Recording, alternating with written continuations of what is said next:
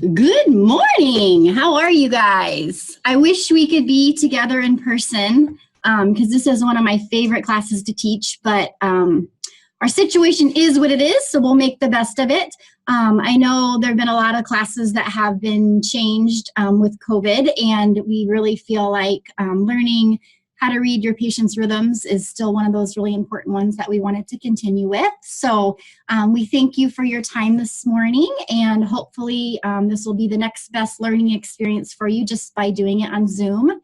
And hopefully you guys are really comfortable in your pajamas at home with your cup of coffee. So with that being said, we will get started. If I can figure out how to advance my slides.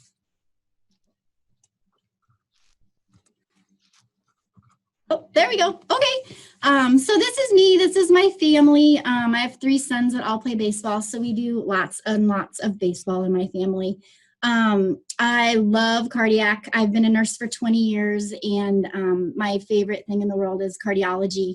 And I really, really love EP. So those of you that are cardiac nurses, you'll get to hear a lot more of me in fellowship class. But I love talking about it, and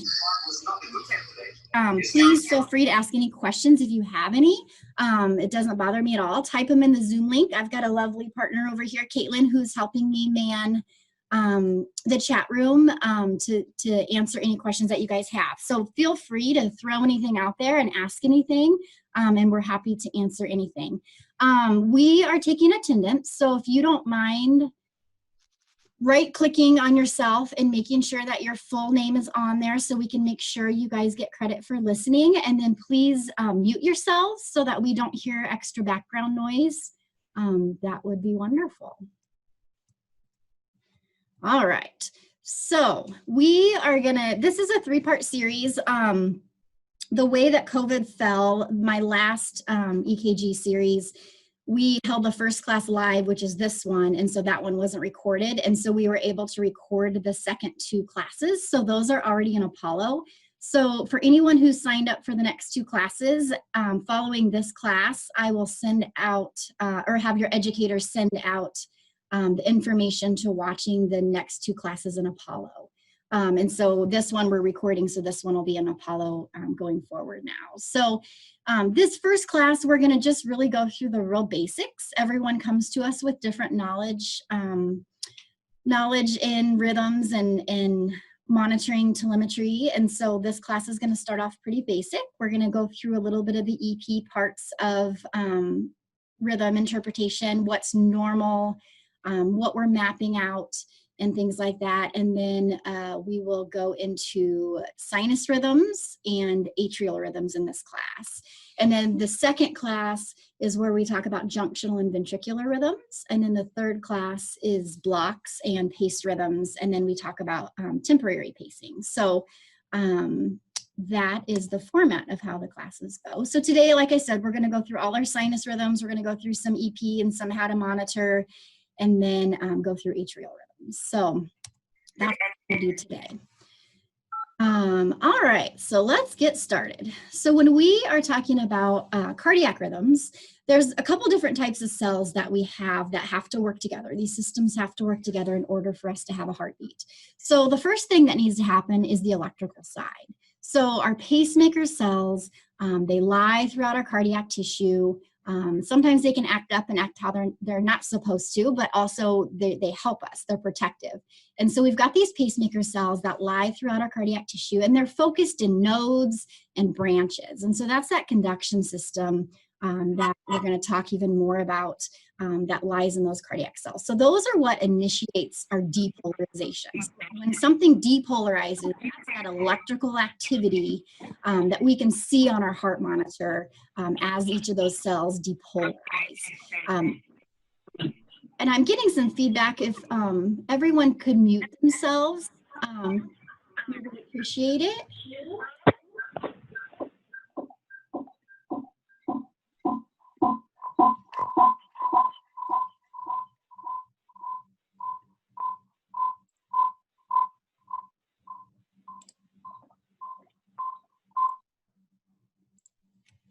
Okay, better.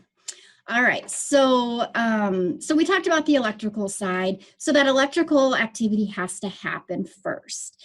Once that electrical activity happens, the response is that your myocardial cells contract, that actin and myosin slide together and cause the contraction so that we can have our cardiac output. And that those two systems have to work together in order for us to have each heartbeat that happens. And so the amazing thing about cardiac cells is that they're not reliant on the nervous system. They have the ability to just decide, hey, I'm going to depolarize and I'm going to start a beat on my own right now. And cardiac cells are really unique in that property. There aren't any other cells in the body that are able to do that. So we call that automaticity. I don't know if any of you are old enough that you dissected frogs in school. Maybe I might be the only one, but I'm sure PETA doesn't like that anymore. But if you've ever taken the heart out of the frog and watched it still beat, that's why. It has that automaticity property. So not reliant on the nervous system. It can just decide it wants to depolarize and it can start a beat. So I kind of think about, like, if you were to take a rock and to throw it into the water, you can think about that rock hitting the water as that pacemaker cell and initiates that depolarization. And then as the waves go across the water, those are those myocardial cells that are going to contract in response to that pacemaker cell firing. And I've had people do that in class before too. I've had somebody in the front middle row say, okay, you're the SA node, you just depolarize, stand up. And then as everyone around you stands up and does the wave, just like at a baseball game, that is those myocardial cells flowing out there and contracting in response to that depolarization. So that's how our heart beats. Okay, so when we are thinking about a rhythm, it's really important to kind of think about it in terms of supraventricular rhythms versus ventricular rhythms. When we are looking at a rhythm and we're trying to identify where is this impulse coming from, there's different properties that each, if it's coming from the ventricles or if it's coming from above the ventricles, it looks different. And so coming from the ventricles, you'd have that wide QRS. And if it's coming from above the ventricles, you would have a narrow QRS. And so that helps us to understand where this rhythm's coming from and how we're going to best treat the rhythm by breaking it into supraventricular versus ventricular. So if you just kind of draw an imaginary line kind of between, I don't know if you can see my cursor. Caitlin, do you know how to, can you see that? Okay, so if you look at my little cursor and I'm kind of going across here, that would be my line. So anything that's coming from above this region would be considered supraventricular, which just means above the ventricles.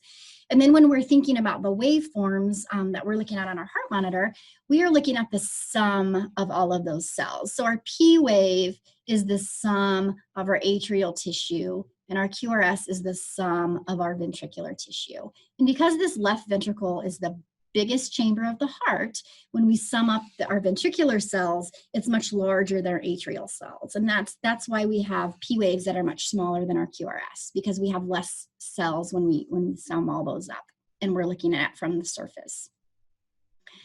All right, so I like this photo because you can really see the conduction system really well. If you're gonna really understand rhythms, you really wanna understand this conduction system, because depending on where your impulse is coming from, it helps us to name our rhythm and know how we're gonna treat that rhythm. So the normal place for our rhythm to start is up here in the SA node. And then after that SA node depolarizes, we have these little intra-atrial tracts that conduct that impulse. It starts off in the right atrium and then it carries it over to the left atrium. And so our atrial tissue is what depolarizes first. Then our impulse goes, where'd my cursor go? Goes down to the AV node. So then this is the only normal path that an impulse has to get from the atria down to the ventricle, is going through that AV node. And then once it gets through the AV node, it goes down to the bundle of His, and then it branches off into the left bundle branch and the right bundle branch, which then depolarize our ventricles simultaneously. And then the last part it goes through is these little Purkinje fibers, which take the impulse through that ventricular tissue.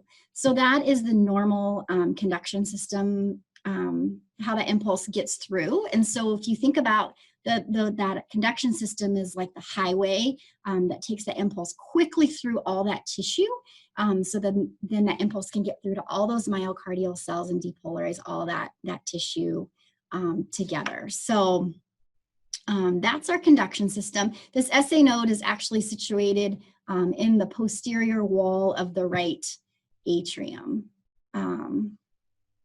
So that is our conduction system. When you think about our conduction system and you think about our heart rate, each area of the heart has a different inherent rate of conduction.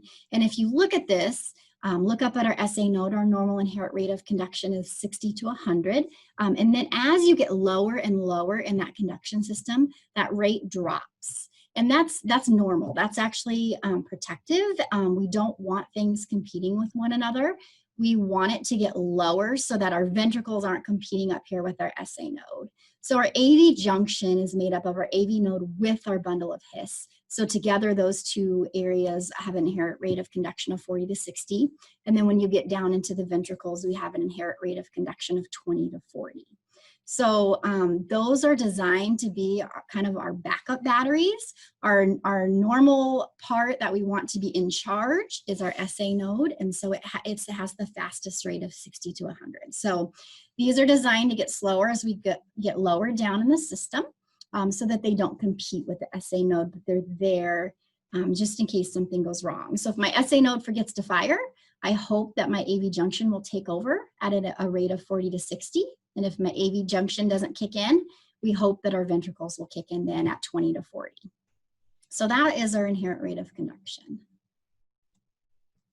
All right, so although I told you that our cardiac cells can depolarize on their own and they don't need the nervous system, our nervous system can still influence our heart rate. They can cause it to increase or to decrease. I'm sure you've all seen a patient that has a fever and their heart rate goes up, or when people get startled, their heart rate goes up, or when someone's trying to have a bowel movement, their heart rate goes down. These are all influences of our nervous system that can influence how fast our rate is going. And so we've got our sympathetic nervous system and our parasympathetic nervous system, and these nervous systems use these different neurotransmitters to influence that heart rate. So the parasympathetic uses acetylcholine, and the sympathetic nervous system uses norepinephrine.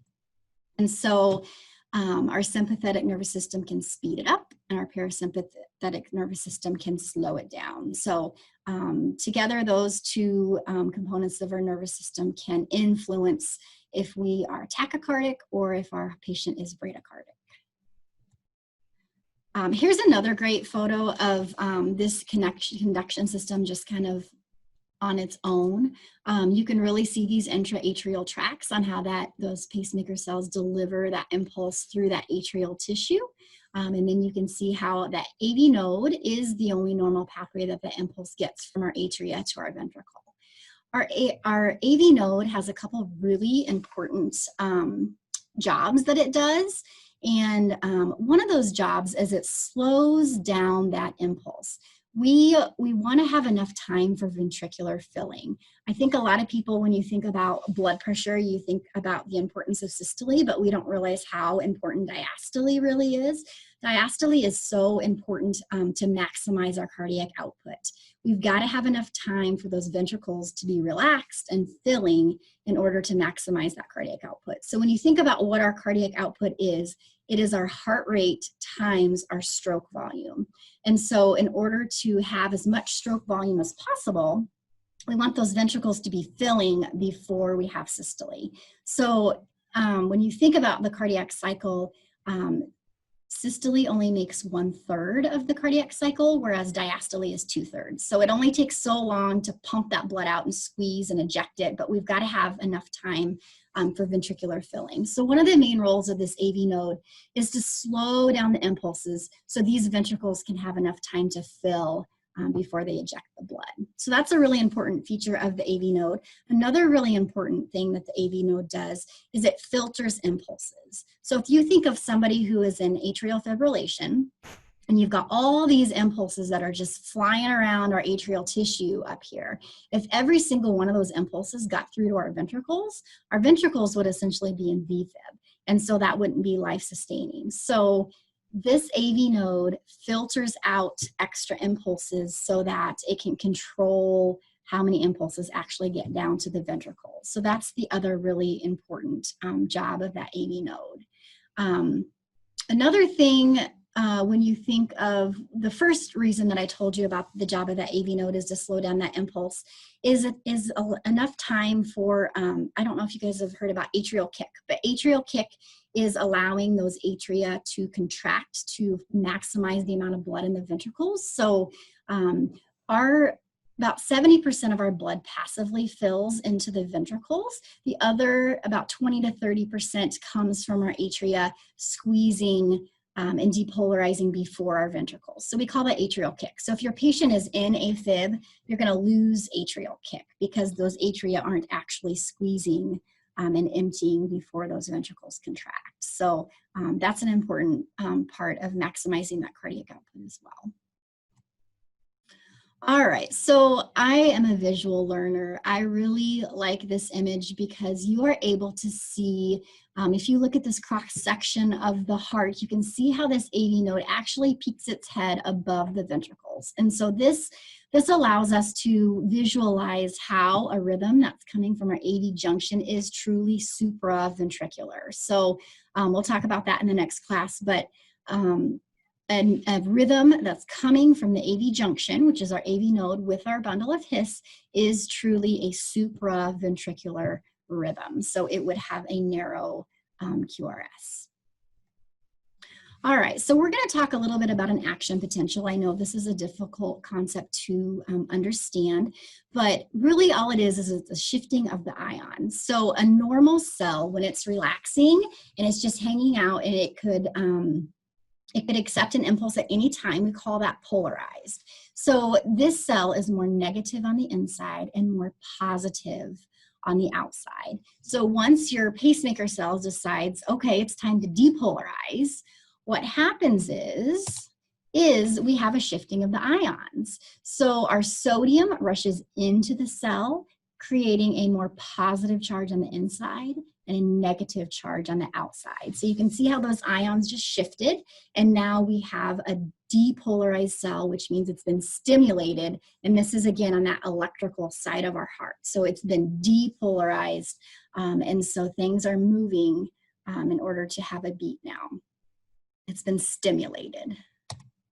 So what we expect to happen is once we have a depolarization, the depolarization is the electrical side and the contraction is the mechanical side. So we expect that a depolarization will cause contraction. So that's the electrical and that mechanical system working together to give us a heartbeat. There's only one time when this doesn't work together, and that's called PEA, which stands for pulseless electrical activity. So if you have a patient that is in PEA, you would have that electrical side working, and you're going to see a rhythm on the monitor. It could be any rhythm, but you're going to see that rhythm. But when I go to check my patient's pulse, my patient's may not be responsive, probably won't be, and I'm not going to have a pulse. And so this would be an emergent situation. And so this is the only time when those systems aren't working together, our electrical and our mechanical.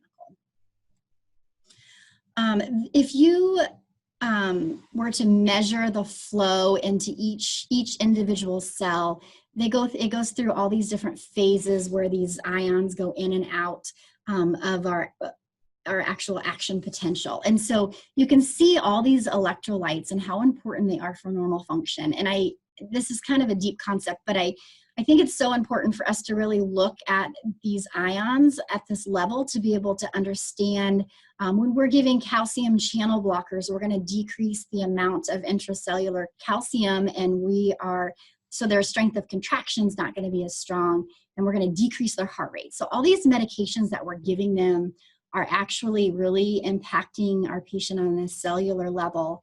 And it's also really important to be able to look at our labs in the morning to see that we have normal labs, so that we know we're going to have less ectopy and our patients' heart rhythms are going to be more stable. So really important concept to think about. Okay, so here's a question. I don't know if you guys just want to throw this out in the chat room. We can assess the contractile force of the heart using the ECG. Is that true or is that false? Chat if you can. Are people answering? Not yet. Nobody's answering? They say false. That is correct.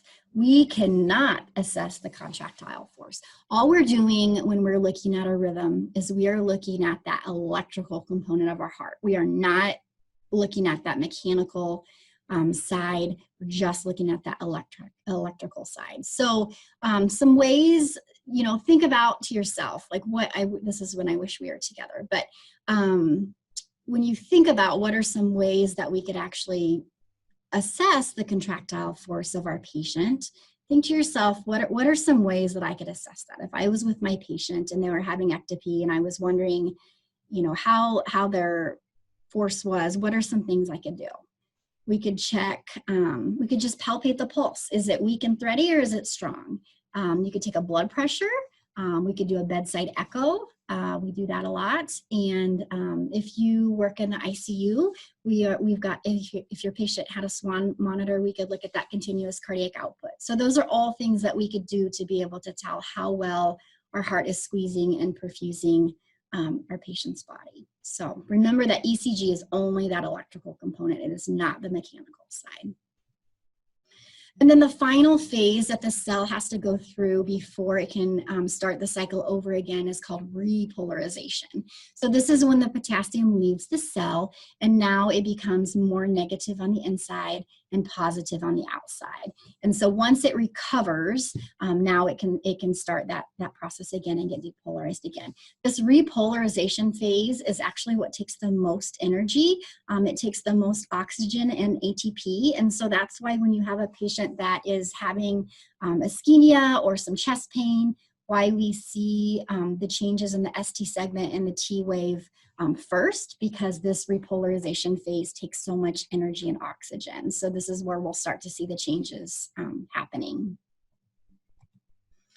All right, so when we talk about a normal EKG, the most important thing we can do is make sure we have good, our leads hooked up well, and we're looking at our electrical activity through our heart monitor, and we can believe it. So when we are hooking up each electrode, we are looking at it through two different electrodes. One is the positive and one is the negative. And so as the stylus moves across that paper, if that electrical activity is going towards the positive side, we're going to get an upward deflection. If it's going away from the positive side, we're going to get a downward deflection. And so that's why, depending on which lead we're looking at, it's normal to have your wave either up or down, and it depends on which lead we're looking at. If you kind of think about your lead and think about a camera is looking at that depolarization, and that's each lead. If we would have a camera down in this positive lead, and so this camera is down on this positive side and it's looking at that depolarization as it's going through the heart. And so each lead is looking at that heart from a different direction. So that depolarization may be coming towards the camera, which again would give it an upward deflection, or it would be going away from the camera, which would give it a downward deflection. And so when you've got a 12-lead EKG, you've got these cameras positioned all the way around the heart, so we can get a full picture of exactly what's happening and put all those pieces together. So here, this big, thick kind of rainbow arrow, we call this our mean QRS vector. So if you were to sum up each individual cell and look at the depolarization, the main flow of that electrical activity would be starting, I don't know why I keep losing my arrow. There it is. It would be starting up here where this SA node is. And because my left ventricle is the largest chamber, it's going to pull it to the left and to the front. And so this is the direction that if you summed up all those depolarization cells, this is the main generalized direction that depolarization would flow. And so this actually follows along lead 2 really well. And so when you are looking at lead 2, my right arm electrode is negative and my left leg electrode is positive. And so this is where my camera is in lead 2. And so you can see how this depolarization flows from here to here. And so because it's going towards my camera down here, my P wave is upright and my QRS is upright in lead 2. And so that's why people really like to look at lead 2 and become accustomed to what is normal in lead 2. And that's why everything is upright. But if I was looking in AVR, it's normal for everything to be having a downward deflection. And that's because my camera is actually up here in the right arm. And so as that depolarization flows this direction, it's going away from my camera. And so everything is inverted in AVR. I don't know if you've ever heard of Einthoven's triangle before, but there's only 3 leads in Einthoven's triangle: lead 1, lead 2, and lead 3. And these are the only leads that we consider to be bipolar, because we have a true positive and negative in each lead. A lot of the other leads are what we call unipolar, which uses the heart as the negative. And then whatever electrode you have placed would be the positive. And again, here is lead 2. And so you can see how this lead 2 really follows that mean QRS vector and why everything would be upright. One of the most important things that you guys can do is to make sure you do good skin prep before you put your electrodes on. We want to clip any hair that's there. We want to make sure that they're clean, so that we can make sure we get really good contact with our electrodes. And so I usually teach people to just take a washcloth, get half of it wet and keep the other half dry, and where I'm going to put my electrodes on, I can wash one side and then dry the other side with the dry washcloth. They've actually done studies and they've shown that by drying that skin and roughing up those dead skin cells, you're actually going to make better contact with those electrodes to get a better reading. The other thing to remember is that the gel on the back of the electrode, it has to be moist, and if it's not, you're not going to get any signal that's going to come to the surface. Also remember that everything we are looking at from our heart monitor is from the surface. It's much different than if we were going to go down to the EP lab. In the EP lab, you can see every little cell depolarizing, and they can see things a lot more specific. Us on the floor, we can't do that. We are just looking at the sum of the depolarization. So we're just looking at the sum of those cells depolarizing. I'm sure you guys have seen rhythms like this. This is actually an example of artifact. And so I'm sure our monitor would be alarming at this time. So this is why it's really important for us to make sure we have good skin prep and good lead placement to make sure that we're avoiding artifact, because this could make our monitor really alarming a lot, because it could look like VFib. And so we don't want our monitors crying wolf. We're busy enough, and so we don't want that monitor to be alarming and us to assume it's something when it really could be something bad. So we want to be able to believe our monitor. So doing good skin prep and having good lead placement is really important.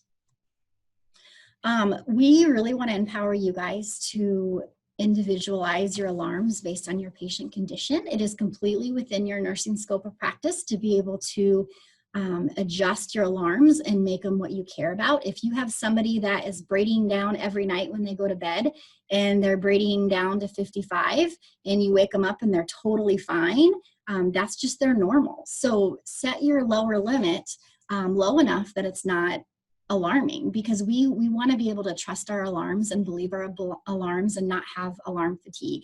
Joint Commission has been writing us a lot about alarm fatigue, and it's very real. I know you guys can probably just close your eyes and think about about 5 alarms that you hear every day all the time. And so by individualizing our alarms to what we care about, we are able to know that our alarm is going to only alarm with things that we want to know about. So if you have a patient's pressure that's up and you just gave them a blood pressure medicine and you're hoping it's going to come down, you know, you can increase that upper limit. Just keep in mind trends. Think about, you know, maybe you started yesterday with a pressure of 120, and now today it's 185. So think about your trends, where you're headed, the interventions you're doing, and just make sure you're critically thinking through what is important to you. Also, if you have parameters that you're titrating a drug that you've been given by a physician, you could set your alarms there as well. So do that.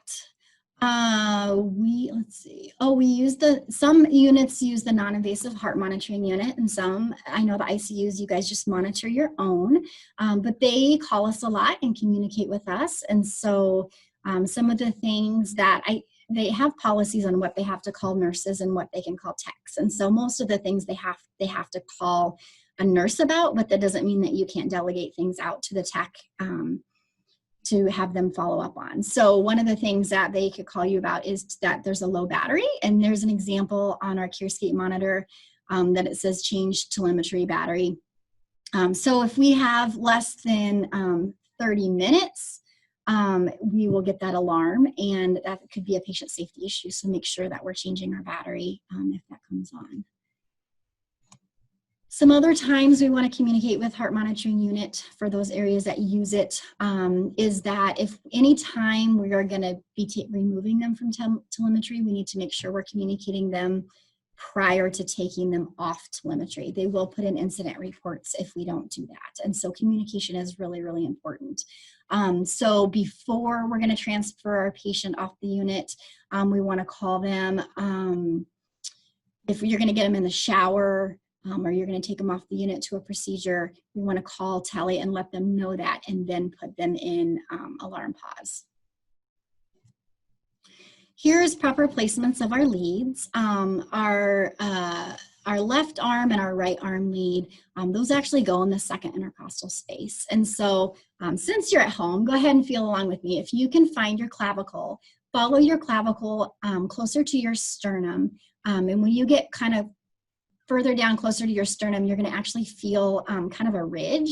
That is called my angle of Louis. So directly below that ridge is my second intercostal space. And so if I follow that back out here, that would be the normal placement for my left arm and my right arm lead in that second intercostal space.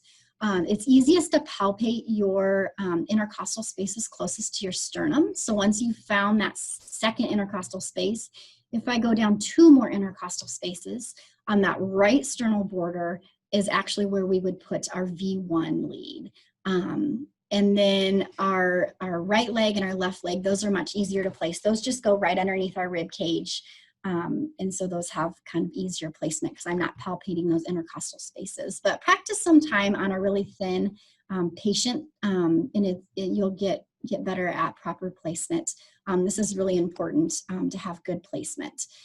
Some of us that work in cardiology, we actually move V1 to V3. And so if you are trained to do that, that might be something that you do as well. Each of our little clips that go on our electrodes have a little color. I'm sure you guys know this by now, but here's a little mnemonic that helps us to remember where they go. There is that photo on the back of our telepack as well that helps us. But if you think of white to the upper right, and then snow over grass, and then smoke over fire, and chocolate's close to the heart because everyone loves chocolate. That's kind of a little way to remember where those little clips go on your electrodes.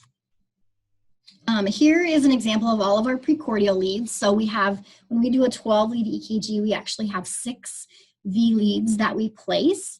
And here's a good image of V1 and V3 right here. And so on some of the cardiac units, those patients that are at high risk for having a heart attack, we would actually move it from V1 over to V3. But we always have to relabel. If you ever move your V lead, you have to relabel it on your monitor because your monitor has no idea what lead you're monitoring in. You have to tell it where, just your V lead, you have to tell it what spot it's in. It doesn't know. But typical monitoring for dysrhythmia monitoring would be left in V1. So that's our typical monitoring spot that we go to for our V lead. Here's our paper. When we are looking at our rhythm strip, and there's a couple things that we're looking at, we are always figuring out our time, how long things are. We're looking at our PR interval and our QRS and our QT, and we're trying to figure out how long they are. And so we measure that with seconds. And so our horizontal axis is our time, and our vertical axis is our voltage. And so we measure our voltage in millimeters, and we particularly look at our vertical axis when we are thinking about ST segment elevation and depression. That's when we really look at how many millimeters we have.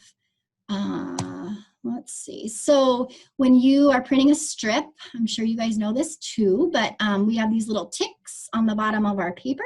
And so from one tick to another tick is 3 seconds. And so that is useful to us when we are figuring out what our heart rate is. And so when we have no electrical activity at all, we call that an isoelectric line. So when it's not having a depolarization, that line is just printing at that isoelectric line. And we can use that as a point of reference when we are measuring different things too.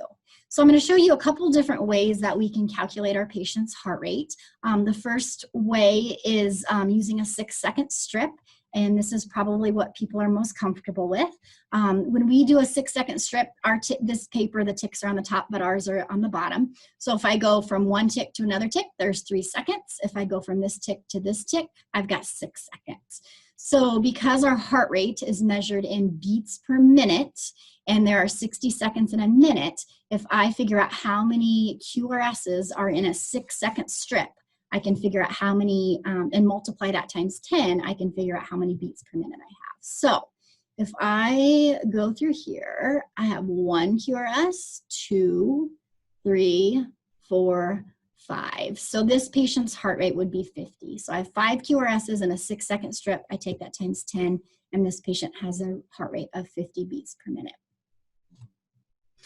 The second way I'm going to show you is called the triplet method. This method actually takes some memorization. So you would have to memorize these numbers up here: 300, 150, 100, 75, 60, and 50. And so what I'm going to do is I'm going to find a QRS complex that falls on a thick black line. Once I find a QRS complex that falls on that thick black line, I'm going to start counting my thick black lines until I see my next QRS. So in this example, here's my QRS that falls on this line. So I'm going to start counting: 300, 150, 100, and 75. My next QRS falls between my 100 and my 75. So I know my heart rate is somewhere between 100 and 75. And this heart rate, I'd say it's a little closer to 75 than 100. So we could maybe say that this heart rate was around 80.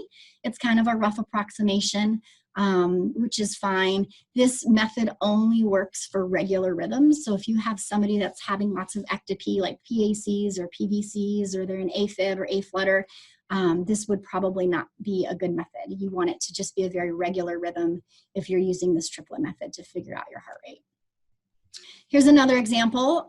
Here is a QRS that falls on my thick black line, and then I can start counting: 300, 150, 100, 75, and 60. And this QRS falls a little closer to 75 than 60, so I could say that this heart rate is about 70. So those are 2 different methods that you can use to figure out your patient's heart rates. I know Telly uses this method a lot. It's good when you take ACLS because sometimes they don't give you long strips. So how to determine ventricular rate versus atrial rate. This is not rocket science. If you have one to one ratio, 1 P wave for every QRS, it's going to be equal. Where it starts getting different is when you start having like some heart blocks and things like that, where you're having more P waves than QRSs, that's when it's not equal anymore. So in this rhythm strip, it's 1 to 1. We have our QRS, our T wave, our P wave, our QRS. So we have 1 P wave for every QRS. So our atrial rate and ventricular rate is 1 to 1. All right, so here's a good example of where we like to measure things when we are looking at normals. when I am measuring my P wave, I'm going to go from the beginning of the P wave. So here's my isoelectric line here. So as soon as my waveform starts leaving that isoelectric line and going up into that P wave, we're going to start measuring my P wave. We've got the first half of this P wave is the right atrial depolarization. The second half of the P wave is the left atrial depolarization. And then we drop back flat again. This is as that depolarization is going down through my AV node, and I can't see that yet because some of the cells are so tiny that I can't see it from the surface. So when I measure my PR interval, I'm going to go from the beginning of the P wave to right before it leaves that isoelectric line to start the QRS. So I would measure from here to here for my PR interval. When I'm measuring my QRS, I'm going to go from right when it leaves that isoelectric line until it returns to that isoelectric line. QRSs can be crazy, especially in different leads and with bundle branch blocks and things like that. So you want to make sure that you're actually measuring the entire QRS. And I keep losing my, there it is. So I want to make sure I'm getting this. This is a little tiny Q wave. This would not be a significant Q wave because it's not deep and wide. This is just a nice little tiny cute petite Q wave. And so I want to make sure that I get my Q wave and my S wave in measuring that QRS. I don't want to just take my big R wave up here. I want to get this entire thing. So from the time it leaves the isoelectric line to the time it returns to the isoelectric line, I want to get that whole part in my QRS measurement. And then when I'm measuring my QT interval, I'm going to go from the beginning of my Q wave, or of my QRS, to the end of my T wave. So that would be how I would measure my QT interval. Another thing I wanted to talk about in this image is looking at the ST segment. So if I'm looking at this ST segment, I am looking at how much elevation or depression I have here. And so I want a point of reference to compare that to. So you can either look at your PR segment, or you can look at this isoelectric line right before your P wave starts. So those are kind of the two places that are the best places to get a point of reference for looking at my amount of elevation or depression with my ST segment. Each little tiny box is 0.04 seconds. So write that down if you don't know that, because we're going to be doing some measurement of our rhythm strips in a little bit, and you want to know that each little box is 0.04, and then each big box is 0.2. When I go from this solid pink line to this solid pink line, this is 0.2 seconds. I would encourage you to really get comfortable with your CIC. Your CIC are the monitors that are in your nurse's station that is looking at that corner of that grouping of patients. And you can actually do a lot of adjustments and things like that from your CIC. So sometime go over there and play with that a little bit. If I were to click on any of these patients, it would make it bigger at the bottom of the screen. And I could go in and I could look at alarm history. I could tell it which V-lead I'm monitoring in. I could turn on pacer detect. I can actually pull up calipers and I can actually get measurements. I could calculate a QTC through my CIC and it will do the math for me. So there's a lot of things you can do through your CIC. So I would really encourage you to go play with that and get comfortable with that because it can really help you. I'm not going to go through all this, but here's where I've clicked on one of my patients and I brought him up down on the bottom. This patient is being AV paced, and you can tell that it does have pacer detect turned on because you can see my white pacer spikes are augmented there. And there we have a PVC. I don't know why I'm telling you all this. Okay, let's skip it.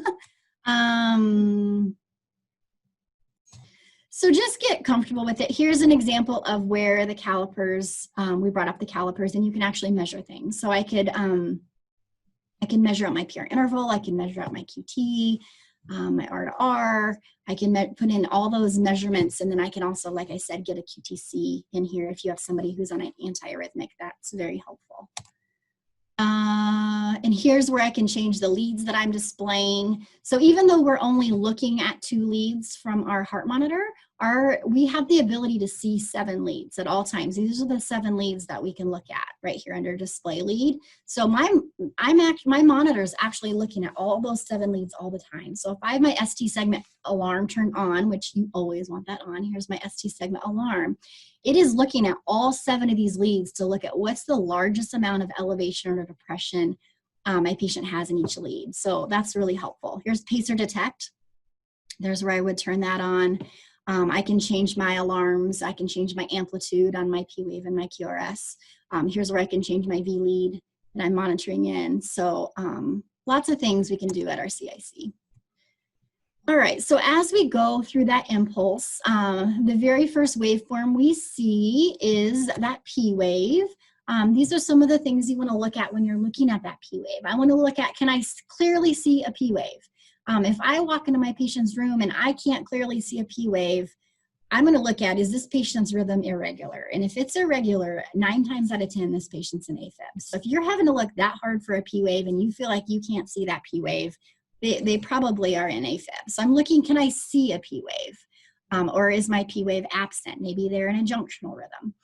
What does my P-wave look like? Is it normal? Is it peaked? A lot of patients that have respiratory problems can really have some peaked P waves.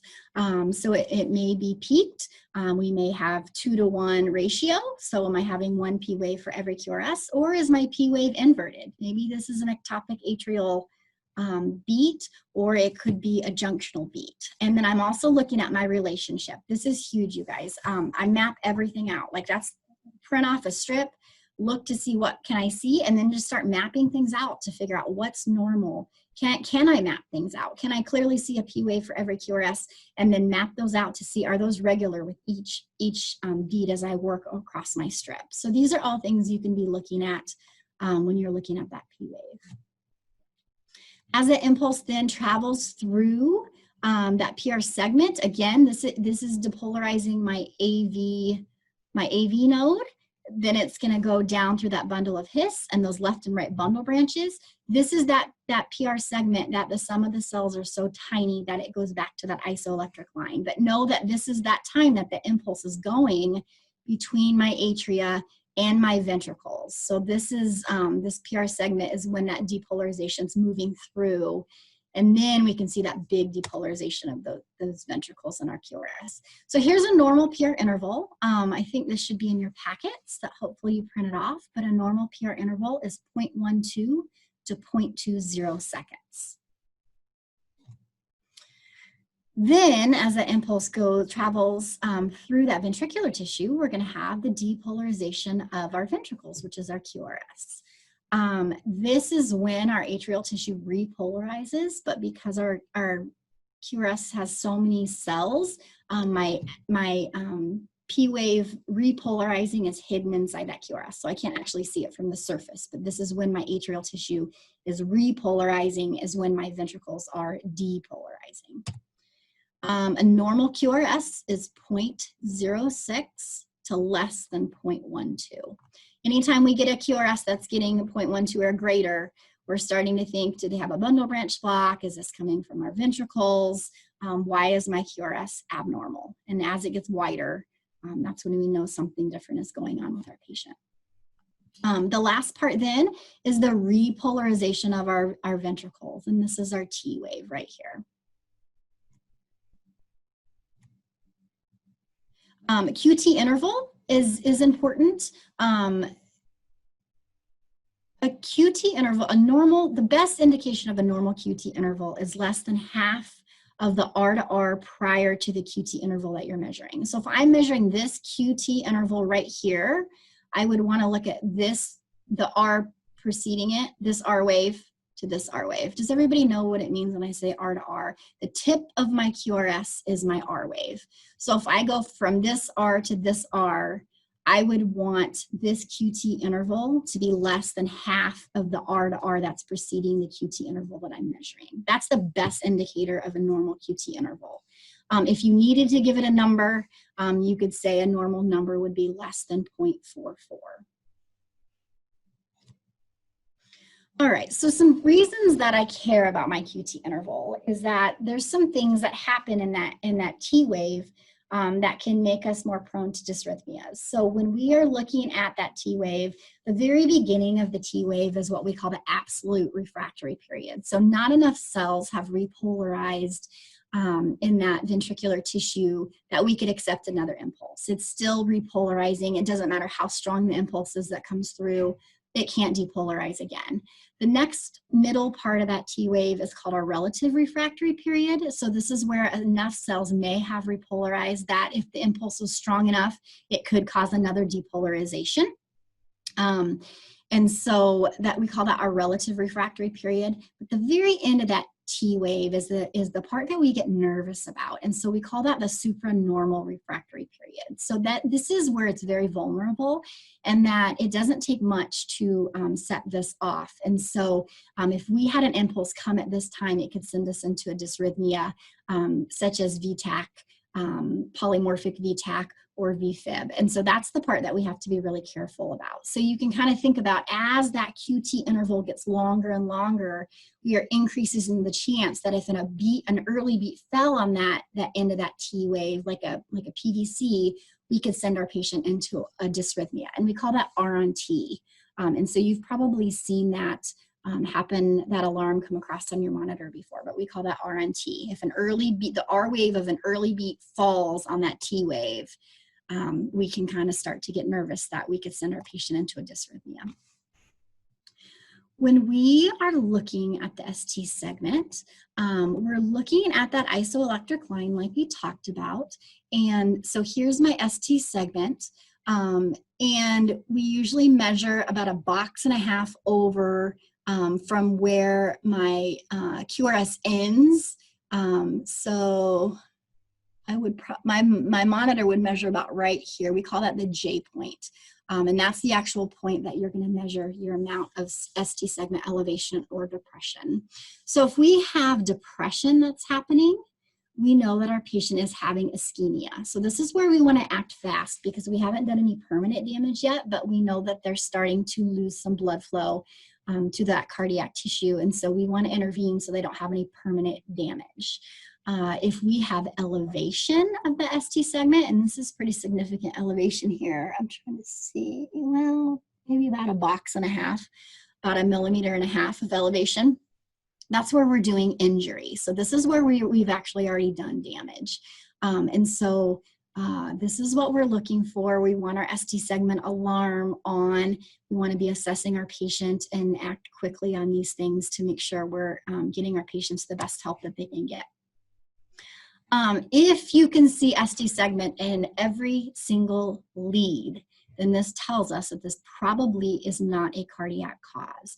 When we have ST segment elevation that's from an occlusion in the coronary arteries, you're only going to see it in the leads that correspond with the walls of the heart that that coronary artery perfuses. So if you're seeing it in every single lead, then we need to kind of think about, are any of these things going on? These are all 3 reasons that cause us to have ST segment elevation in every single lead. So if your patient has a bundle branch block, pericarditis, or your patient is paced, you're going to see ST segment elevation in every single lead.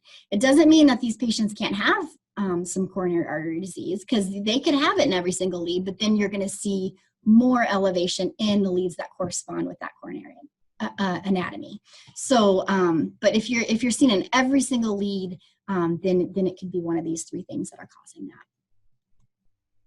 So when you think about the area of the heart, here's my LCA. So this is going to perfuse the anterior wall of the heart, the septal, the lateral wall of the heart, and then my RCA comes over here and it perfuses the posterior wall and the inferior wall. So you can kind of see how each of these leads are going to look at a different area of the heart. And so we're not going to see that ST segment elevation in every single lead. I'm only going to see it in the leads that are looking at the wall of the heart, where that coronary artery is having some blood flow problems. So like my lateral wall over here, I could see it in lead 1, in V5, and V6. And in my inferior wall, I'm going to see it in 2, 3, and AVF. So you can kind of see how each of the different directions that the lead looks at, those are the walls that I'm going to see my ST segment elevation happening, or my depression if it's just ischemic at that point. So match that up. We want to always get a 12 lead. If your patient is having ST segment elevation, it is completely within your nursing protocol to get a 12 lead. If you're seeing ST segment elevation, or if your patient's having symptoms, remember, not every single patient is going to have symptoms. Your patients that have diabetes are having the same concept with chest pain that they are with peripheral neuropathy. So just like they can't feel their toes sometimes, they may not be able to feel chest pain. So if you're noticing changes on your monitoring, if you're seeing ST segment elevation or depression and they can't feel chest pain, it doesn't mean that that's not really legit. So if you're seeing signs of a heart attack and or they are telling you they're having symptoms, it is completely within your scope to get a 12 lead. And so what we want you to do is, if you order a 12 lead because you think your patient may be having a heart attack, we want you to also page the EKG tech and let them know that this is a heart attack alert. And that will prioritize them doing that 12 lead above their routine 12 leads that they're doing. These are some orders that you could anticipate receiving once you get that 12 lead if they really are having a heart attack. And a cardiologist will read that right away too. So, all right, so we talked about this. Please get a 12 lead, and if you're at all nervous that your patient's having a heart attack. Let's see, I'm sure you guys know this.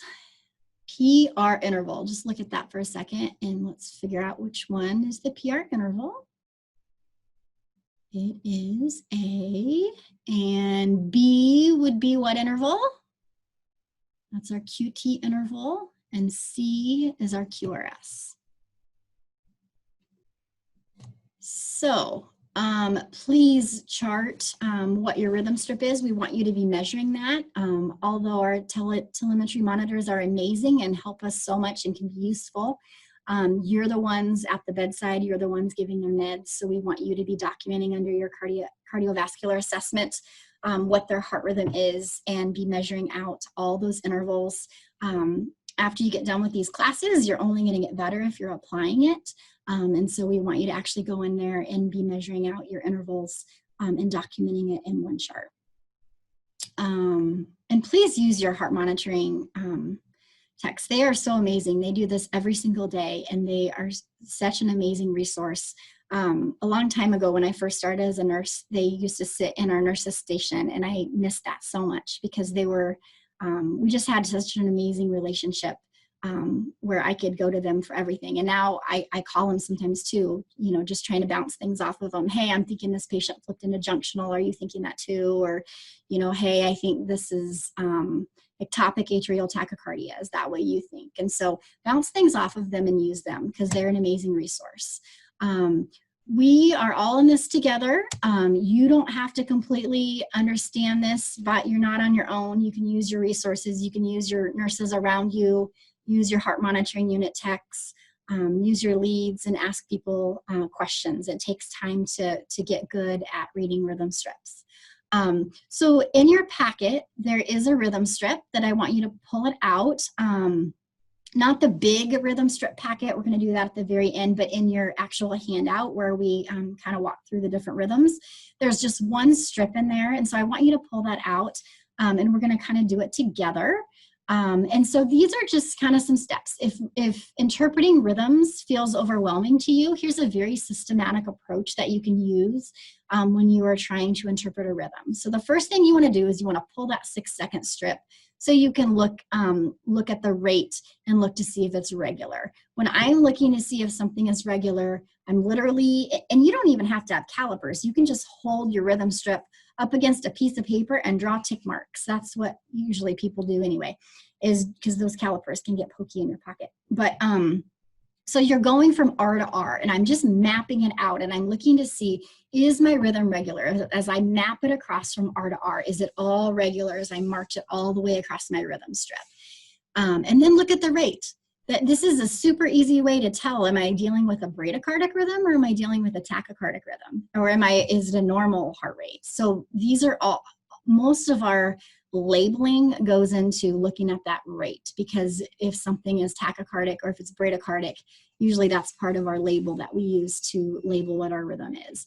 The next thing I'm going to do is look to see, can I see the P waves? Can I clearly see them? Is there one P wave for every QRS? And then, like I talked about, I love to map out my PR interval and see, is it constant? As I march it across that rhythm strip, does it map out regular all the way across it? And then I'm going to measure all my intervals. So I'm going to measure my PR interval, I'm going to measure my QRS, I'm going to measure my QT, and I'm going to look to see if my ST segment is normal. And so then I'm going to look at the overall, are all those things within normal limits? Is anything off? And then I'm going to be able to label my strips. So use the systematic approach if you feel overwhelmed about trying to interpret a rhythm strip. All right, so here's our rhythm strip. Hopefully you guys have this printed off and you can look at it. So we are going to interpret this strip. So here I've run a 6-second strip. So now I'm going to look at, is this rhythm regular? So I wish I had my big giant calipers. I'm going to actually use my fingers on this monitor here. So as I map this out, yes, when I go from R to R, and that's what I'm doing with my fingers, I'm going from R to R to R, it is mapping out as regular. So this one, I would call this regular.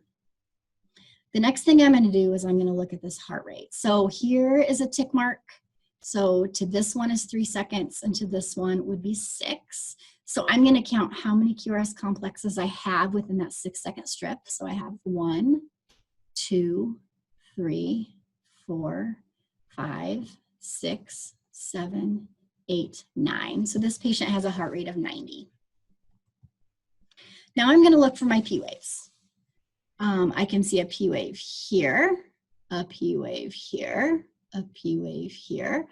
And if I had this printed off, I can measure out that PR interval and map it out across my strip to see, is my PR interval constant all the way across the strip? And from my little fingers, I am thinking that it is constant as I march it across the strip. So I can clearly see one P wave for each QRS, and they look uniform in appearance as I look across at them.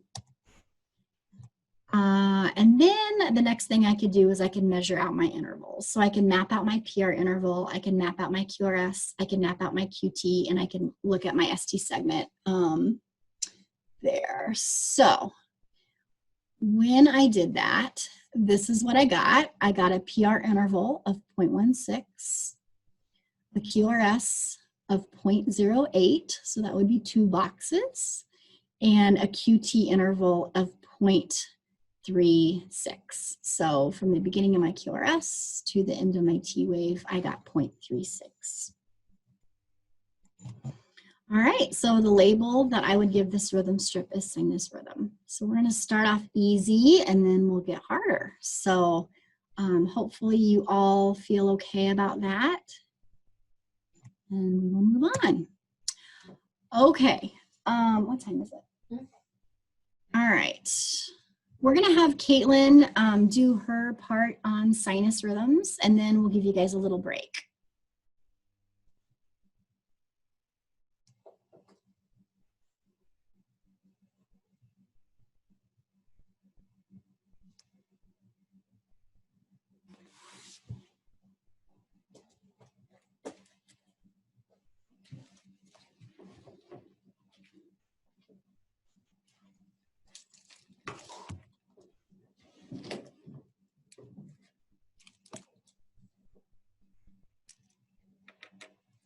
All right, good morning, everyone. My name is Caitlin Hagan, and I am the MPD specialist for the cardiac care unit. Welcome to EKG class. Like Angie said, in this section, we're going to talk about sinus rhythms. But before we start talking about rhythms, I really like this slide because it breaks down the classification of rhythms. So you can see that our rhythms are classified based on where in the heart the electrical impulse is generated.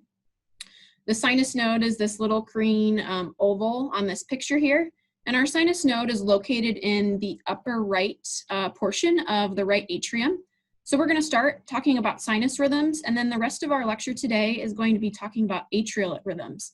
So in this picture, it's this yellow part of the image, and that's where the electrical impulses are generated for those particular rhythms. So like I said, our sinus rhythms are first.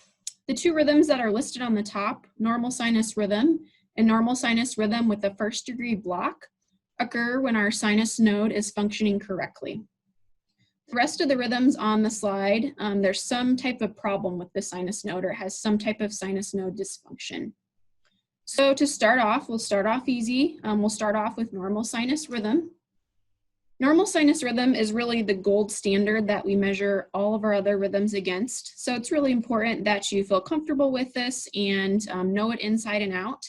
If a rhythm has any descriptor that's not normal sinus rhythm or that isn't regular and normal, then it's not normal sinus rhythm, or it has something else that we need to say about it to describe the rhythm. So in sinus rhythm, the SA node is going to initiate the electrical impulses, like Angie was talking about, that rhythm or that path of conduction in the heart. So if we go through our sinus rhythm, the rhythm is going to be regular. For our rate, the atrial rate will equal the ventricular rate, somewhere between 60 and 100 beats per minute. Our P waves will be present and normal, and we'll have one P wave for every QRS complex. Our PR intervals will be the same on each complex. Our QRS is narrow. And so if we actually think about, we'll get to it in a minute, but there's a slide that shows the electrical conduction of the heart, and that'll help you kind of put the pieces together with this. So as we talk about all of our rhythms that we have, it's good to keep a few things in mind. It's good to think about what we want to assess on our patients if they have an arrhythmia. Think about their heart rate, their blood pressure, what's their oxygen saturation, how are their pulses, how are they feeling? Are they dizzy? Are they lightheaded? Are they symptomatic? Because arrhythmias really don't become a huge deal until they start affecting our cardiac output. And so we just need to assess these things on our patient and figure out if it's going to affect their hemodynamic status. If your patient has a rhythm change, other things you should be doing are documenting the change within Epic, discussing with the heart monitoring unit. Like Angie said, they're a great resource for us as bedside nurses to be able to consult with. This is their thing, they're experts in this. So if your unit's monitored by the HMU, I would certainly reach out to them. You could consider calling the providers, especially if your patient is showing signs of some type of deterioration with their hemodynamic status.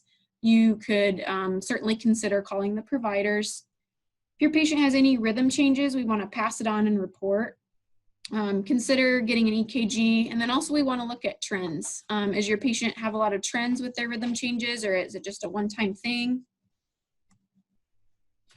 All right, so this animation, if I can get it to play here, shows the normal pathway of conduction, which creates a heart muscle contraction. So our impulse is going to start up here at the SA node, go through the atria to the AV junction, the AV node, and then the bundle of His, out through the bundle branches, and then out to the Purkinje fibers. So this electrical activity in the heart is what creates heart muscle contraction. And heart muscle contraction is what gives us cardiac output. So we define cardiac output as how much blood the heart can pump each minute. Normal cardiac output is anywhere from 4 to 8 liters per minute. Cardiac output is made up of stroke volume and heart rate. So stroke volume is the amount of blood that's ejected by the left ventricle with one contraction. So if we have any change to our stroke volume or our heart rate, we could potentially have a change to our cardiac output. So the first arrhythmia that we'll talk about is sinus bradycardia. If your SA node is discharging at a rate that's less than 60 beats per minute, we're going to term that sinus bradycardia. Everything else with this particular rhythm is normal. The rhythm is regular, atrial rate is going to equal the ventricular rate, Our P waves are present and normal, and there's going to be one P wave for every QRS complex. Our PR intervals are going to be the same if you measure them out, and then our QRS is narrow. The only abnormality with sinus bradycardia is the rate. It's important to note that sinus bradycardia can be a normal finding in your patient, especially athletes or when they're sleeping. It's not always abnormal for them to have a low heart rate. Other causes of a bradycardic rhythm could include a Valsalva or vagal response, like if your patient's vomiting, if your patient's hypoxic, if they've had an acute MI. Actually, sinus bradycardia is the most common rhythm, most common arrhythmia for a patient after they've had an acute MI. Other causes might be heart disease. Various medications can cause sinus bradycardia. You've probably seen in the admin instructions on your MAR, hold for heart rate less than 60 or systolic blood pressure less than 100 on some of these medications. That's because they're known to cause bradycardia. So if your patient's already bradycardic, we might consider not administering the medication. So do we always treat sinus bradycardia? No, we're just going to treat if your patient's symptomatic. Really, with all of our arrhythmias, it's important to find the cause and correct it. If we need to treat, we could give oxygen, IV fluids, we could give atropine, or even PACE if necessary. So I gave you the answer to this already. Do we treat asymptomatic bradycardia? The answer is no. But we think about when are they bradycardic, how long are they bradycardic, why are they bradycardic? Because if you think back to our equation, cardiac output equals heart rate times stroke volume. If our heart rate's going down, that can affect our cardiac output, which can affect our patient's hemodynamic status. The next rhythm we'll talk about is sinus tachycardia. So if that SA node is firing at a rate that's greater than 100 beats per minute, we term that sinus tachycardia. This rhythm also follows the normal pathway of conduction, just like sinus bradycardia. It's just the only abnormality is the rate. The rhythm is regular, our atrial rate equals our ventricular rate, our P waves are present and normal, there's one P wave for every QRS complex, our PR intervals are going to be the same, our QRS is narrow. In an adult, the rate associated with sinus tachycardia is anywhere between 101 and 180 beats per minute. So you can see from this strip example here, when it's beating that fast, it's kind of hard to distinguish between the P wave and then the preceding complex's T wave. It just kind of runs together. Sinus tachycardia begins and ends gradually. It's not a burst like with SVT. So that's a way that when you're trying to figure out what type of rhythm your patient's in, if it's more gradual onset, then it could be sinus tachycardia. So sinus tachycardia occurs as a normal response to the body's need for oxygen due to all these causes listed on the slide. Fever, pain, anxiety, hypoxia, heart failure, and acute MI. If your patient has an infection, they have some type of sympathetic nervous system stimulation, that fight or flight response. If they're in shock, specifically hypovolemic shock, anemia, exercise, medications like epi, atropine, dopamine, and then also stimulants like caffeine and nicotine. So again, if we think back to our cardiac output equals heart rate times stroke volume. So when our heart's beating so fast, it's not allowing those ventricles to fill all the way before they eject the blood out to the rest of the body. And so our stroke volume is going to be lower. So therefore that can lead to a lowered cardiac output for your patient. For treatment, we're going to treat the underlying cause. If they're low on fluid, we can give some fluids, give pain medication. We can adjust medicines as needed, reduce their fever. We can give them oxygen if needed. If your patient's had an acute MI, we can give them a beta blocker to lower that heart rate and to decrease myocardial oxygen demand. But again, we want to think about, when did the tachycardia start? Was it intermittent or sustained? Or was it sudden or gradual? Usually with sinus tachycardia, it's going to be more of a gradual thing, and it's going to be more sustained until we treat that underlying cause. All right, our next rhythm is a sinus arrhythmia. So if we think about sinus again, that means that your impulse is originating in the sinus node, and then arrhythmia means some type of irregularity in the rhythm. So with a sinus arrhythmia, the only irregularity is the rhythm. So if you measure out those QTs, the R's to R's are not going to be equal. I wish I had a calipers here that I could show you to kind of measure them out, but everything else is going to be regular, but when the SA node is off, it's not firing regularly, its discharges are not in sync. So if you can appreciate a nice 90s boy band joke, they're not going to be regular.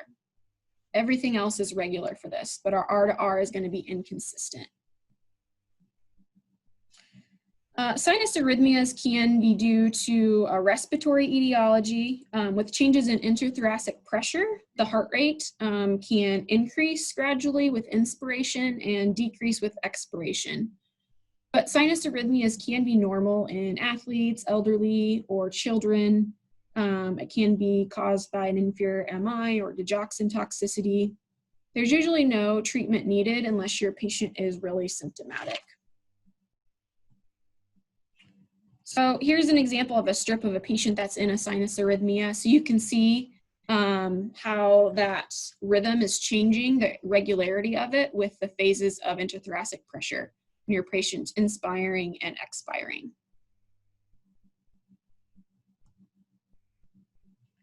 Our next rhythm that we'll talk about is bradycardia tachycardia syndrome. You may have heard it called sick sinus syndrome before. But what is happening in this rhythm is the SA node is not working properly. You're having intermittent episodes of slow and then fast heart rates and then slow and fast heart rates. Having this alternating slow and fast heart rate makes it hard for the heart to efficiently circulate blood. And so you're going to have a decreased cardiac output. Signs and symptoms that your patient might relay to you are feeling lightheaded, having palpitations, syncope or fatigue. There can be many causes: cardiac disease, electrolyte imbalances, antiarrhythmic medications, or surgery on the heart. Your treatment is going to be likely a pacemaker for the bradycardia, and then we'll give the patient medications to treat the tachycardia. The next two rhythms that I'll talk about are fairly similar, so we'll go through each of them, and then there's a table that I have that compares them, so it'll help you keep them straight. So first we'll talk about an SA block. So if we think about our SA node, it's just firing away, it's just firing away. It's not an issue with the SA node firing, but in an SA block, the issue is the impulse doesn't conduct into the tissue that are in the atria surrounding the SA node. So it's a conductivity issue. It's not an issue with the SA node firing, it's an issue with it conducting to the tissue around the SA node. So if we look at our P intervals here, if we had a calipers again and we measured them out, we mapped them out, they would be regular because it's not an issue with that SA node firing or taking a break or anything like that. It's an issue of it being blocked. So this occurs when it's blocked, and then the rest of the atria or the AV node don't get that impulse. So there's no P wave generated there's no QRS follows either. This rhythm is fairly uncommon, but causes can be acute MI or ischemia or infarct, various medications, CAD, heart failure, increased vagal tone. We're only going to treat SA blocks if they are frequent enough to cause a slow heart rate, resulting in hemodynamic compromise for your patient. We might give them atropine or pacing, temporary or permanent pacemaker.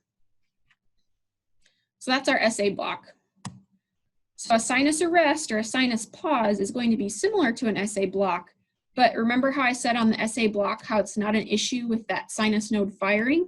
In the sinus arrest, it is. So your SA node's just firing along, then all of a sudden it just decides to take a break. And then we're gonna hope it's gonna pick back up again.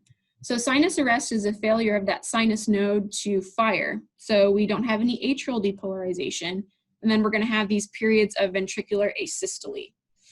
When the SA node fails, we hope that a escape pacemaker site further down in the heart will pick up and pace the heart.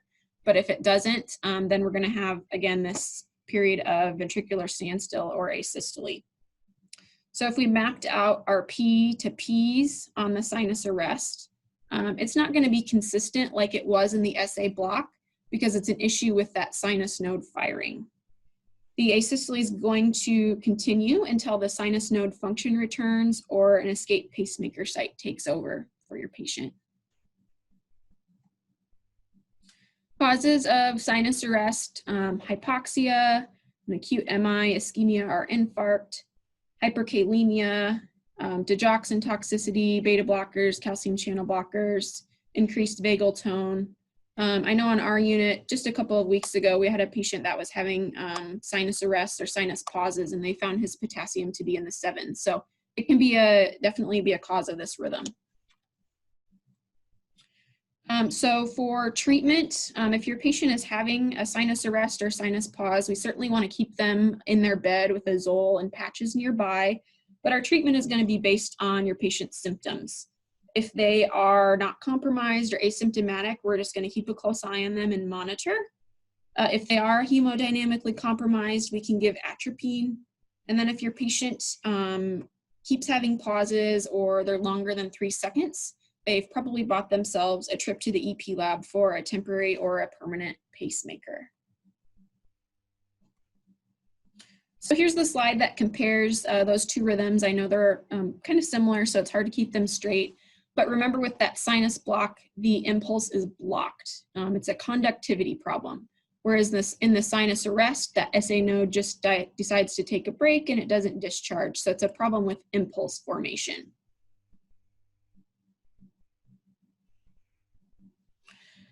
All right, the last rhythm that we'll talk about here before we take a little break is normal sinus rhythm with a first-degree AV block.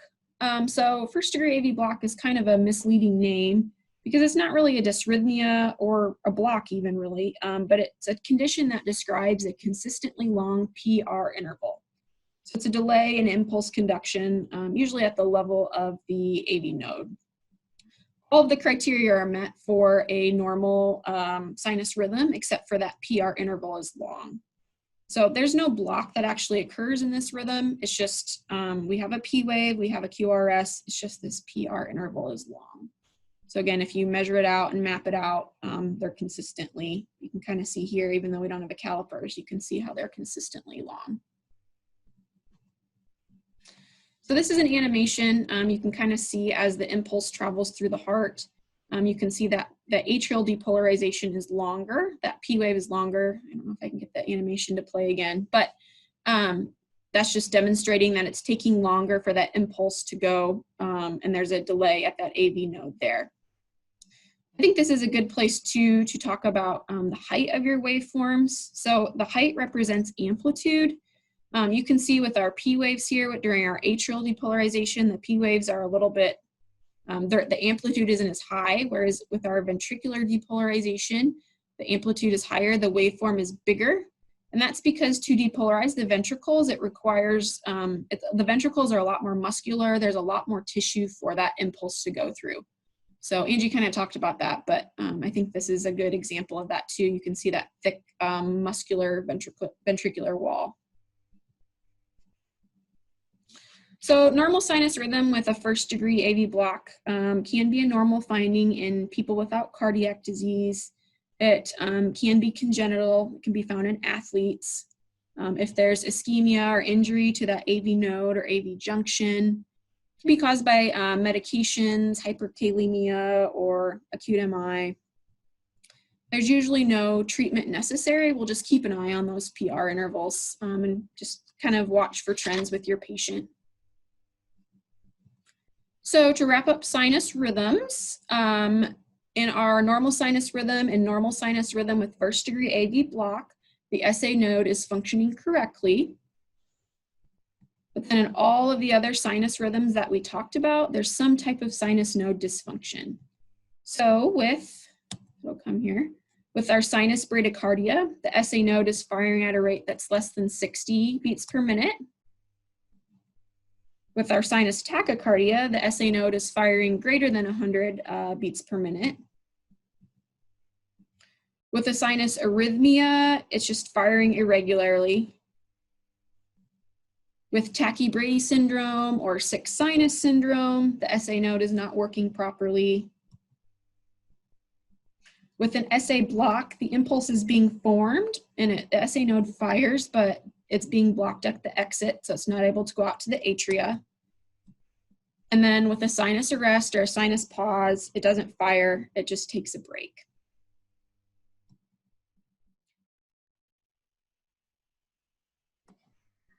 All righty, are we ready to start? Okay, so now we're going to switch gears and we are going to start talking about atrial dysrhythmias.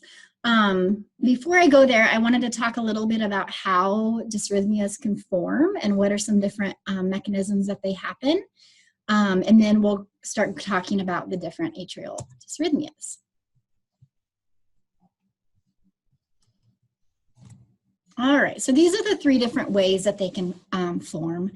We have the reentry phenomenon, the altered or enhanced automaticity, and then triggered activity. Those are all the different ways that arrhythmias happen. The first thing that can happen that we're going to talk about is called the reentry phenomenon. So basically, there's three different things that need to happen in order for us to have the reentry phenomenon. So we have to have this impulse that goes in a circuit. So it can get going around and around and around. And so what happens is it forms this circuit and there's a block on one side of the circuit. So it just takes the one path down and then one side depolarizes faster than the other side. And so one side has time to repolarize so that that impulse can keep going around in a loop. So it's one impulse, one depolarization that depolarizes the same tissue multiple times in this circular pathway. So the best way I've ever seen it described is if you think about water that's flowing down and it's ultimately going to come down and depolarize this tissue multiple times. But this would be the fast side because it's nice and smooth. This side would be the slow side because we have rocks here. And so this one depolarization comes down. This is the whole circuit. So it comes down, it depolarizes this tissue. This side is slower. And then it allows this has time to repolarize before this side hits. And so then it gets going in this loop where it goes around and around and around. So it's one depolarization that gives rise to high, fast rates. And so here's this phenomenon here where you can see this nice graphic here. The other thing that can happen is what we call altered automaticity. And so these pacemaker cells that we talked about, they can get irritable and they can discharge and fire when we normally want that SA node to be in control. They can decide, hey, I want to fire and I want to take over, or I want to fire and have an early beat. So it's depolarization that are coming from these foci is another word for them, or ectopic sites. I don't know if you guys know what ectopy, actually the actual definition of ectopy is just a beat that's not coming from the sinus node. So when we've got these pacemaker sites out here, it could be in the AV junction, it could be down in my ventricles, it could be up in my atrial tissue. I've got these cells that could just get irritable and decide, okay, I'm gonna discharge and I'm gonna depolarize and I'm gonna make this beat happen. So we can call those foci, or we can call those ectopic beats. In different books that you read, they'll call them different things. So when these pacemaker cells decide to fire that aren't the SA node, that would be called altered automaticity. Triggered activity is when cells are supposed to be quiet and they're supposed to be repolarizing. If a depolarization happens during that quiet time, we would call that triggered activity. So those are the three different phenomena that can cause dysrhythmias to happen. These are things that really can influence the frequency of ectopy. And so these are all times when our cells can be more prone to being irritable, and we can see a lot more ectopy during these times. So if you have a patient that's having ischemia, lack of oxygen can definitely cause an increased incidence of ectopy. Electrolyte imbalances also, Caitlin gave her a really good story of potassium. But sodium, potassium, magnesium, and calcium are your most important electrolytes. And so again, I just want to remind you when you're looking at your labs in the morning, or when your labs are drawn, just to make sure that those are normal, because you'll notice that cardiologists want to replace those ones that are low or get the high ones under control as quick as they can, because that can definitely make our patients have ectopy happening. Drug effects can cause dysrhythmias, either the illegal ones that they ingest. For those of you that work in the ED, I'm sure you've seen this before. Cocaine is a big stimulant. They come in with tons of cardiomyopathy and fast heart rates with low cardiac output. And then the drugs that we give them can cause ectopy too. So our patients that are on antiarrhythmics, you know that we are all monitoring that QT interval really closely, and we're concerned sometimes with the drugs that we are giving them to help one thing can cause ectopy as a side effect too. Myocardial fiber changes. So these are your patients that have either had an MI before, or they have heart failure with maybe a leaky valve or chronic hypertension. All these myocardial fiber changes from like hypertrophy or scar tissue from an MI can cause our patient to have dysrhythmias. I'm sure you've seen a lot of patients with heart failure that are very prone to ectopic beats, such as PACs and PVCs and AFib, and all those things can cause dysrhythmias as well. Autonomic nervous system effects. So we talked about how that can really influence our rate. So it can make us become more tachycardic or bradycardic. And then acid-base imbalances. So looking at those ABGs and making sure that those are normal as well, that can make us have dysrhythmias. So we are going to talk about some atrial dysrhythmias now. So the first one we're going to talk about are called PACs, also known as premature atrial contractions. And so these are beats that come earlier than are expected. When we are mapping out our rhythm and we see a beat that comes earlier than it's expected, we would call that a premature beat. So it can come from our atrial tissue, our AV junction, or our ventricular tissue. So we want to look at these to try to figure out where is it coming from when we have this early beat to be able to give it a label. So here's an example where you can see this little ectopic site up here. And so here's my little yellow sinus node. So I see a sinus beat, a sinus beat, a sinus beat. Notice how all these P waves look the same. And then we have a P wave and a QRS following it that comes earlier than it's expected. So if I was mapping out my P to P, I can see how this P wave came earlier. This P wave looks different than these P waves because this is an ectopic P wave. It's not coming from my SA node. This is an example of that altered automaticity. So I have this pacemaker cell up here in my atrial tissue that decided it wanted to fire prior to my SA node firing. Also, your ectopic site, the closer it is to your SA node, the more it will look like your sinus P wave. The further away it is, the less it will look like your sinus P wave. So it's a beat that came earlier than it's expected, and it's from an ectopic site up in my atrial tissue. So we're going to call that a premature atrial contraction. These are very common. It can be one of the most expected reasons that we have an irregular beat, and they're very, very common. So it's going to go off earlier than it's expected. This one, can you guys see which beat doesn't look like the other ones? Pretty easy to pick out, right? It's right here. And in this example, I can't actually see my P wave because it came so early, it actually buried itself in that T wave. So if I compare, there's almost a little notch there where I think I can see my P wave too. So if I look at that T wave preceding that early beat, it came so early that it buried itself inside that T wave. And so this T wave looks different. This T wave looks different from this T wave. I can see how it's a little bit taller, and I can see an actual little extra notch in that T wave. And so that's my P wave buried in there. So that's an example of a PAC. But the more PACs you have, the more irregular your rhythm would be. Your PAC is not an entire rhythm. We're still going to label what my underlying rhythm is and say with PACs. So normal sinus rhythm with PACs, sinus brady with PACs, sinus tach with PACs.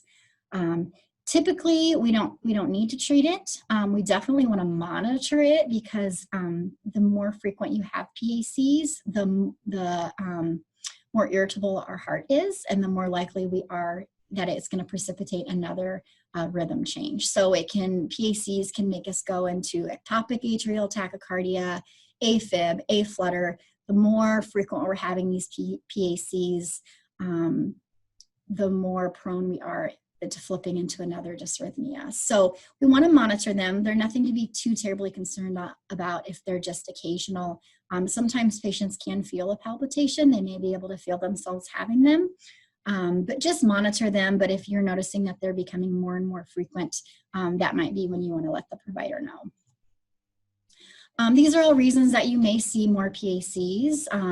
Heart failure, stress, any kind of ischemia always causes ectopy, electrolyte imbalances, all these things that we've talked about. Again, atrial enlargement can come from respiratory problems, lung disease, pulmonary hypertension, COPD. If you think about that right ventricle where it's squeezing the blood to, it's going out that pulmonary artery into the lungs. And so if you've got increased pressure in your lungs, that's going to back that blood up to that right side of your heart. So I'm going to end up with a larger right ventricle, and then eventually that's going to back up into my right atrium. And so if I'm having respiratory problems, increased pressure in my pulmonary artery, then sometimes I can see atrial problems along hand in hand with that. We typically don't treat it if we are nervous that it may be increasing in frequency and it may precipitate another rhythm. You may see them give some beta blockers and or some amiodarone. Those are some reasons that you might see that given. So again, our rhythm, our underlying rhythm, whatever that is, so if it's normal sinus rhythm, it would be normal. And again, the more frequent I have these PACs, the more irregular it's going to make my rhythm. My P wave is going to be the same sinus P wave, except for that early beat. I'm going to have a different looking P wave for my PAC because it's coming from an ectopic site. And then my PR interval, my underlying rhythm should map out normally, but my PAC, if I can map it out, it would be a little bit different from my underlying rhythm. It shouldn't impact my QRS. I should have a nice narrow QRS of less than 0.12. Compensatory pauses versus non-compensatory pauses. This is kind of a deeper topic. So if rhythms are a little bit overwhelming to you, this isn't life or death that you understand this. But what it can do is it can help us to understand why we may have 2 irregular beats as opposed to just 1 irregular beat. So when I'm looking at this sinus rhythm strip and I'm mapping out from P to P, you can see how all my P to Ps march out nice and normal. When I have a patient that has a PVC, this is an early beat coming from an ectopic site down in my ventricle, and I can tell that because I have this wide QRS. When I go from 2 P to Ps, so in the middle I have this early beat, I have this early PVC, but if I go 2 P to Ps, you can see that my P to P over here marches out. I just missed 1 beat in the middle. But that second one marches out where it should. So we call that a compensatory pause because my beat after my early beat came when it was supposed to. If you have a patient that's having PACs, you will have what's called a non-compensatory pause, which means when I go from 2 P to Ps, this P beat is irregular as well. And the reason for that is because this PAC, that ectopic site is closer in proximity to the SA node. So when it depolarizes, it resets my SA node, and my SA node forgets when it was supposed to pick up. And so it starts a new normal. So from here on out, my next P to P, all those should map out fine, but I'm going to have 2 irregular beats with a non-compensatory pause as opposed to a beat that comes from down in my ventricle because the proximity is so far away from my SA node. My SA node's not going to reset. It's going to remember when it's going to fire, and I'm only going to have 1 irregular beat with a a PVC, and we call that a compensatory pause. Again, if that was hard to understand, it is kind of a deeper concept, and it's okay. Here's just a nice visual image about with a PAC how you can see this ectopic site is really close to my SA node. So I had a sinus beat, a sinus beat, a sinus beat. Then I had a beat that came earlier than it's expected. This is my PAC. And so it reset that SA node. So this beat would be considered a non-compensatory pause, and it would reset again. And from here on out, I would be normal. So I'd have 2 irregular beats instead of just 1 irregular beat with a PAC. The next type of rhythm we're going to talk about is called blocked PACs. They're also called non-conducted PACs. It's the same thing. And so this is a very common thing that we can see. So you can see up here in this rhythm strip how I have this big pause. So when I have a pause, you kind of want to think to yourself, okay, when I see a pause, it can kind of basically be 3 things. It could be the non-conducted PACs, it could be the 2 rhythms that Caitlin talked about, the blocked PACs or the sinus arrest. So I'm looking at, is there any is there anything that I can map out pretty much? So like the rhythm that Caitlin talked about, the blocked PACs, if I go from 2 P to Ps, if it was a blocked PAC, this would map out from 2 P to Ps. And I would just miss 1 beat. And then the sinus arrest or sinus pause, there's just no real rhyme or reason. There wouldn't be anything that I could map out there. But the thing that you can look at to differentiate if it's a blocked PAC is I'm going to look back and I'm going to look to see, can I see a P wave with no QRS? Because what happens with a blocked PAC is your atrial tissue depolarizes. So you have that P wave, but then not enough cells in my AV node have repolarized yet, and so that impulse is unable to conduct down to my ventricles. So I have a P wave with no QRS. And it's not there's nothing wrong with my AV node. I just haven't had enough cells that have repolarized yet, and so it's actually refractory. And so what I'm looking for to tell if it's this blocked PAC is I'm looking to see, can I see a P wave with no QRS? And the tricky thing about these is sometimes they can come so early that I can't see a P wave just hanging out on my rhythm strip. I actually have to look back at the T wave before I'm losing my beat to be able to see, is there a T wave buried in there? And that can make a peaked T wave, or again, it can have a notch in that T wave. And so in this example, when I compare this T wave to the T wave before it, I can in fact see that this T wave is peaked. And so I know that I have an extra P wave in there. So this is when I would call it a blocked PAC. I like to think about blocked PACs like you would a toilet. When you go to the bathroom and you flush your toilet, if you tried to flush it immediately after you flushed it, it's not going to flush. There's nothing wrong with my toilet. It just means that I haven't had enough time for my tank to fill to be able to flush it again. So it's kind of a similar concept with my blocked PAC. I'm missing my QRS. There's nothing wrong with my AV node. There's nothing wrong with my ventricular tissue. It's just that my cells have not repolarized yet to be able to conduct that impulse down to my ventricular tissue. So essentially my AV node, my tank hasn't filled back up yet, and I can't get it down there. So I'm missing my QRS. That QRS is blocked, but there's nothing wrong with my AV node. There's nothing wrong with my toilet. I just need more time for that tank to fill or those cells to repolarize.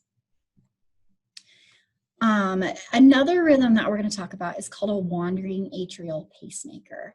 And so this isn't a very common rhythm. I've only actually seen this a few times in my career, but a wandering atrial pacemaker is when you have 3 or more shifting sites.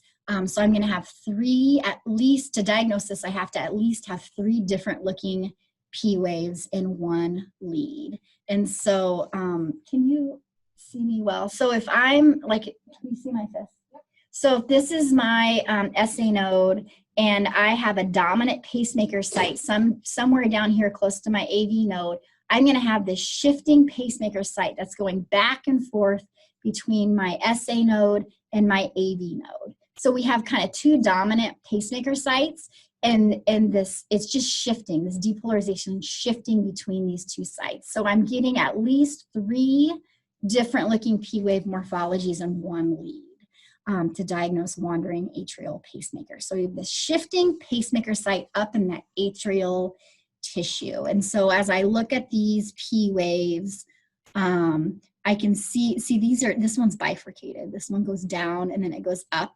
This one's bifurcated as well. This one is too, but I have a feeling if I mapped out these PR intervals, they would be slightly different, because as this site is shifting, I'm going to have slightly different PR intervals. And then this P wave over here looks very different. And then so does this one. So I'm going to have slightly differing PR intervals. I may have a little bit of an irregular R to R as well with these shifting pacemaker sites, but I can look at this and look at my P waves and clearly see that I have at least 3 different looking P waves in this same lead as I marched across this strip. So my rhythm is going to be slightly irregular as we have this shifting pacemaker site. My rate is going to vary just slightly, not a lot, but just slightly. This rate is always less than 100 because we can have the same rhythm with a rate greater than 100, but because that would be considered tachycardia, we're going to give it a different name if it would be greater than 100. And so I'm going to have at least 3 different looking P wave morphologies in one lead to diagnose this. My PR interval, again, is going to variable just a little bit. It's just going to be just a little bit off. The impulse goes down through those bundle branches normally, so I'm going to have a nice narrow QRS because this is a type of a supraventricular rhythm, a rhythm that's coming from above the ventricles. So it can be seen in athletes. It can also be seen when patients are sleeping. That's actually when I've seen it, is when patients were asleep. And it can usually be caused by varying vagal tone. Is kind of the main reason that you can see it. It can also be seen in the very young and the very old. So we don't treat this unless they're symptomatic with the low rates. And then you could give them some atropine just like you would treat another type of a symptomatic bradycardia. But again, we only treat bradycardia that's symptomatic. So this is a rhythm change. So if you notice that this is happening and it wasn't, I would notify the provider, but assess your patient before you go in and see if they're having any symptoms. Because if they're not symptomatic, we're probably not going to treat it. But it's good to let the provider know anytime they have a rhythm change like this. So like we talked about, if the same thing's happening, so I've got these shifting dominant pacemaker sites up in my atrial tissue, but if my rate is greater than 100, I'm going to call it multifocal atrial tachycardia. So the same exact concept is happening with this rhythm, it's just my rate's greater than 100, so I'm going to give it a different name of multifocal atrial tachycardia. And we're going to start throwing rhythms at you pretty fast here. So that's why you've got your handouts and you can kind of look at them a little bit. So this rhythm, again, is going to be irregular, slightly irregular. We're going to have 3 different P wave morphologies and slightly shifting PR intervals. And it's the same thing as wandering atrial pacemaker, but it's just faster. So I really like this image. It helps us to see it. So here is my T wave, my P wave, and this one's actually bifurcated too. You can see how it's part up and part down. This P wave is completely inverted. This P wave is upright. This P wave is notched on the end of my T wave. This is a good learning, you guys. Can you see how that, with the color change, you can see how your T wave goes straight into this notched P wave. So it's actually inside my T wave. So if this wasn't color coded, it would just look like a little notch there, but that's actually my P wave in there. Here, my P wave is buried in my T wave. Do you see how much taller this T wave is to this T wave and this T wave? So I can know I have a buried P wave inside that T wave. Here, my P wave's inverted. Here again, it's bifurcated. Here it's inverted, but it's coming straight off my T wave. So if this was one color, it would take a really trained eye to be able to see that. And then here again, it's notched on my T wave. So this is very clear how we have 3 different looking P waves in one strip. And so because we have the fast rate of greater than 100, this would be called multifocal atrial tachycardia. So it would be irregular. My PR interval is going to be slightly different. A rate always greater than 100. But I'm going to have a nice narrow QRS of less than 0.12. So again, this can be seen in patients with chronic lung disease, elderly, electrolytes being off. And so the best treatment for this is to treat the underlying cause, figure out if there's something that's causing it. You're going to see a pattern here where when we have anything that's tachycardic, a lot of times we're going to give meds to slow it down, because sometimes we can't tell where rhythms are coming from if they're clipping away too fast. I can't map things out if it's going too fast. So here's a time where we might give calcium channel blockers or beta blockers to slow it down so our patient feels better, has more time for ventricular filling and diastole. Because remember, our cardiac output is our heart rate times our stroke volume. So if our heart rate increases, I'm going to have less time for ventricular filling. And so ultimately, it can end up decreasing your patient's cardiac output if it's going too fast. So I can slow it down for two reasons. One, to make my patient feel better, so I can increase their cardiac output. And two, sometimes we have to slow down a fast heart rate to be able to tell what rhythm it is to be able to properly treat it. So that leads me to my next slide, which is talking about supraventricular tachycardia.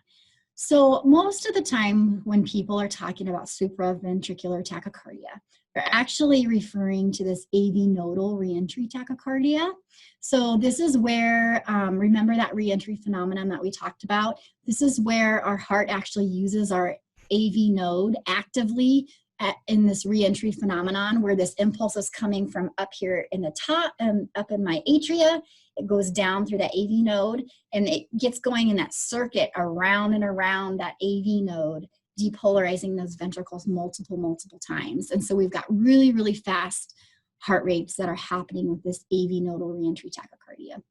So generally when people are talking about SVT, they're referring to AV nodal reentry tachycardia.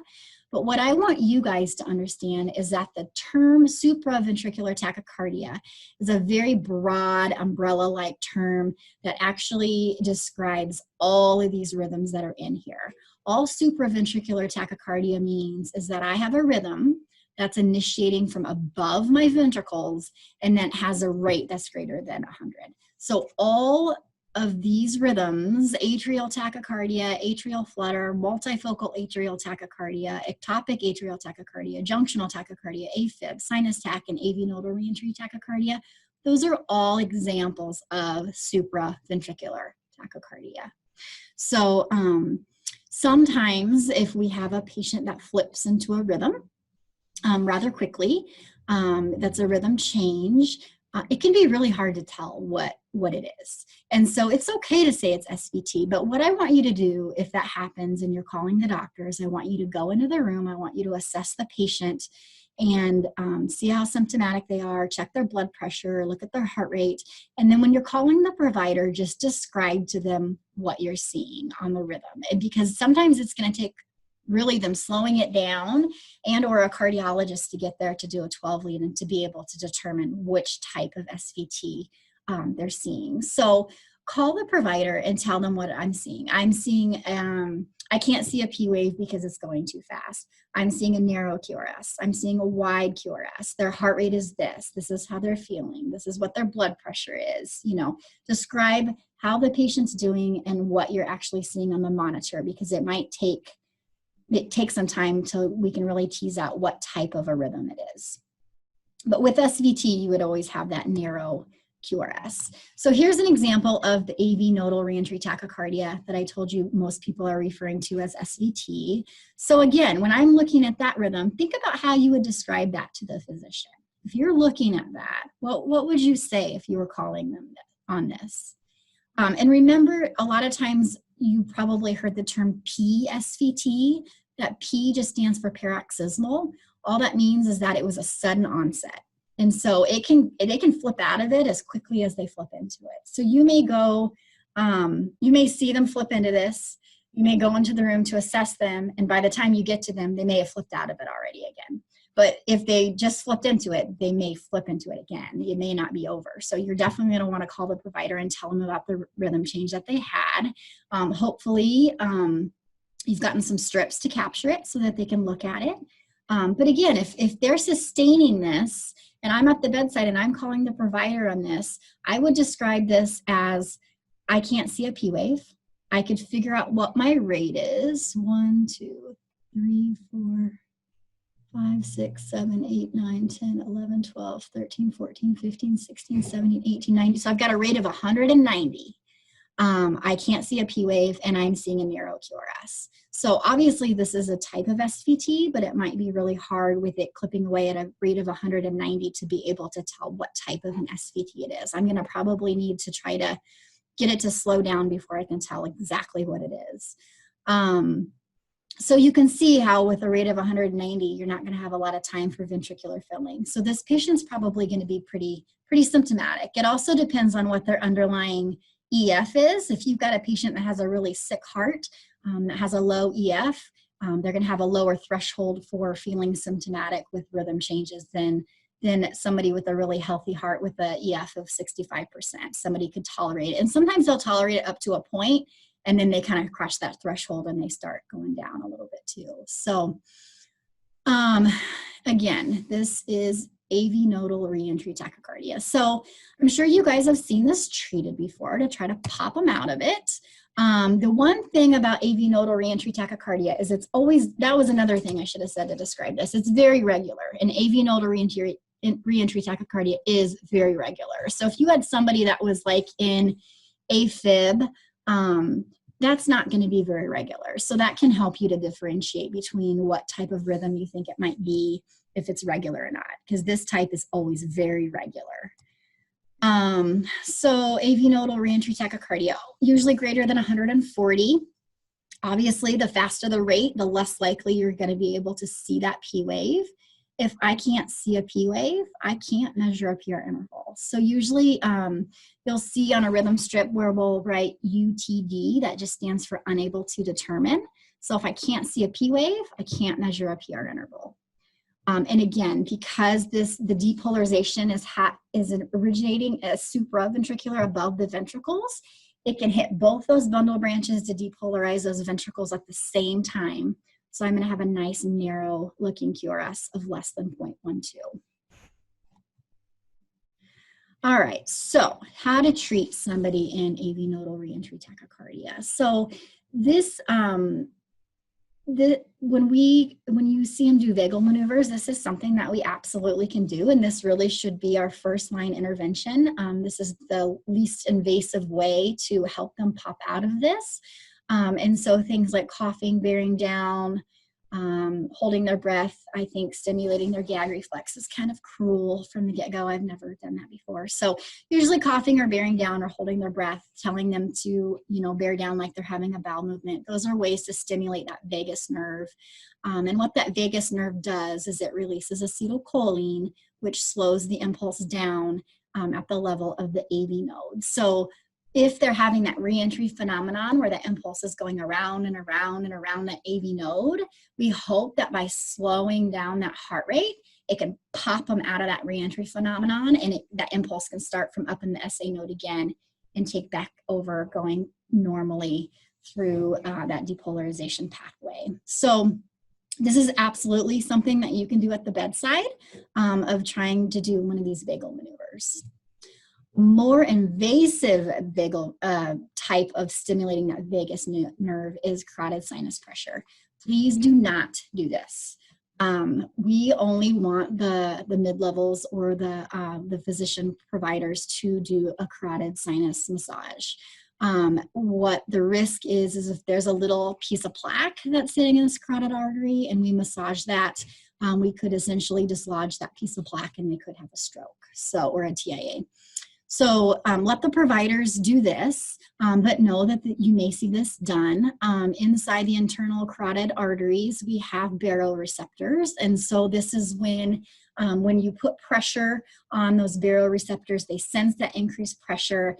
And again, it stimulates the vagus nerve to release acetylcholine to slow down that impulse at the level of the AV node. So we hope to break that reentry circuit again through this. This is the same thing if you ever hear of kids doing the breath holding game, or putting their hands around their neck. This is the exact same concept where they pass out because their heart rate just slows down from that vagal activating that vagus nerve. All right, so the next thing we could do is giving them adenosine. This is very common that we give. Usually we'll try the vagal maneuvers first, and if those don't work, then we would try adenosine. We typically start, I don't do peds, only adults, so typically with adults we start at a dose of 6 milligrams and you can go up to 12. The thing you want to know about giving adenosine, which I'm sure lots of you have given and or seen given, is it has an incredibly short half-life. It's less than 10 seconds.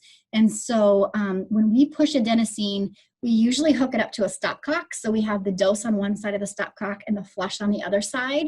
And so we can make sure that one person flushes it, somebody turns a stopcock, and somebody else pushes the flush to make sure that the entire dose hits the patient before that half-life starts to kick in so that they absorb that full dose when we give adenosine. This was a patient on our unit. This first arrow is where you can see they flipped from sinus rhythm to SVT. Can you guys see that pretty easily? So here we have a P wave, a QRS, T wave, P wave, QRS, T wave, P, QRS, T. And here's where you start to see some changes. You can see my QRS really looks the same. I just get much faster very quickly. So this would be that PSVT, that paroxysmal, where we have that sudden onset of it. But I can't see my P wave anymore when it gets really fast.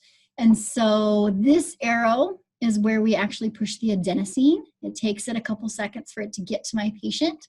And then what that adenosine does is it completely blocks the conduction at the level of the AV node. So I can see how I have a P wave and a P wave. My sinus node is still going, but because the impulse is blocked at the level of the AV node, I don't have any QRSs. So my atrial tissue is depolarized, but not my ventricles. So we usually have the code card at the bedside when we do this, and everybody holds their breath when we push it because you see this big long pause with just P waves. And then we hope that that's going to break that reentry circuit at the level of the AV node, and then that SA node is just going to take over where that impulse just depolarizes those ventricles one time instead of multiple times in that loop. So you can give multiple doses of adenosine. Usually, I feel like I've seen it work usually really well. If you can't pop them out of it with adenosine and they don't pop out on their own, and they are hemodynamically unstable, we can also do a synchronized cardioversion. I feel like it doesn't usually get to this point very often, but you definitely can. At the same time, we're probably starting meds to slow down that heart rate, such as calcium channel blockers and beta blockers. And so, like I said, anything to slow down that rate so we can see what's going on and prevent them from going back into it. If we can keep that heart rate controlled, we're less likely that they're going to pop back into this again. Oh, I put this in here because when you push adenosine, it can make your patient feel kind of crazy. So know that they can kind of feel a little weird with that. All right, so another rhythm. Here, they keep coming, don't they? Here is a rhythm called ectopic atrial tachycardia. So when we think about this rhythm, we can learn a lot just from looking at that name. Ectopic tells me that this is a pacemaker site that's not coming from my SA node. Atrial tells me it's ectopic site coming from in the atrial tissue.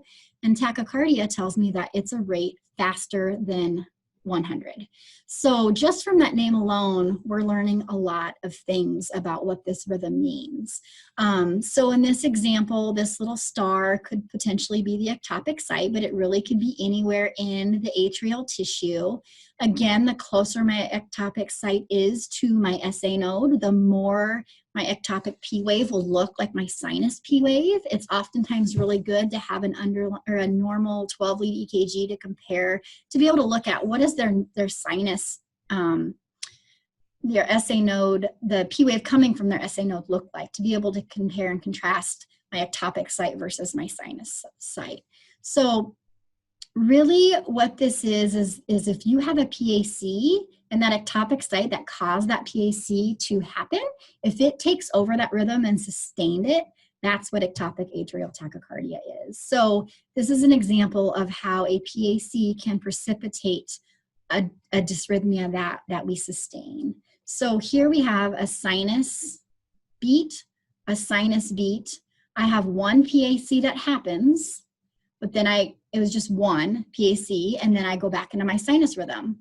Well, down here is where if that ectopic site sustained my rhythm, I'm now in ectopic atrial tachycardia. So you can look at this P wave and see how this P wave down here does not look anything like my sinus P wave, right? Not only that, but it's kind of bifurcated too. It's kind of inverted and then it goes back up again. So this definitely looks like an ectopic P wave, not coming from my SA node. It's not upright in lead 2.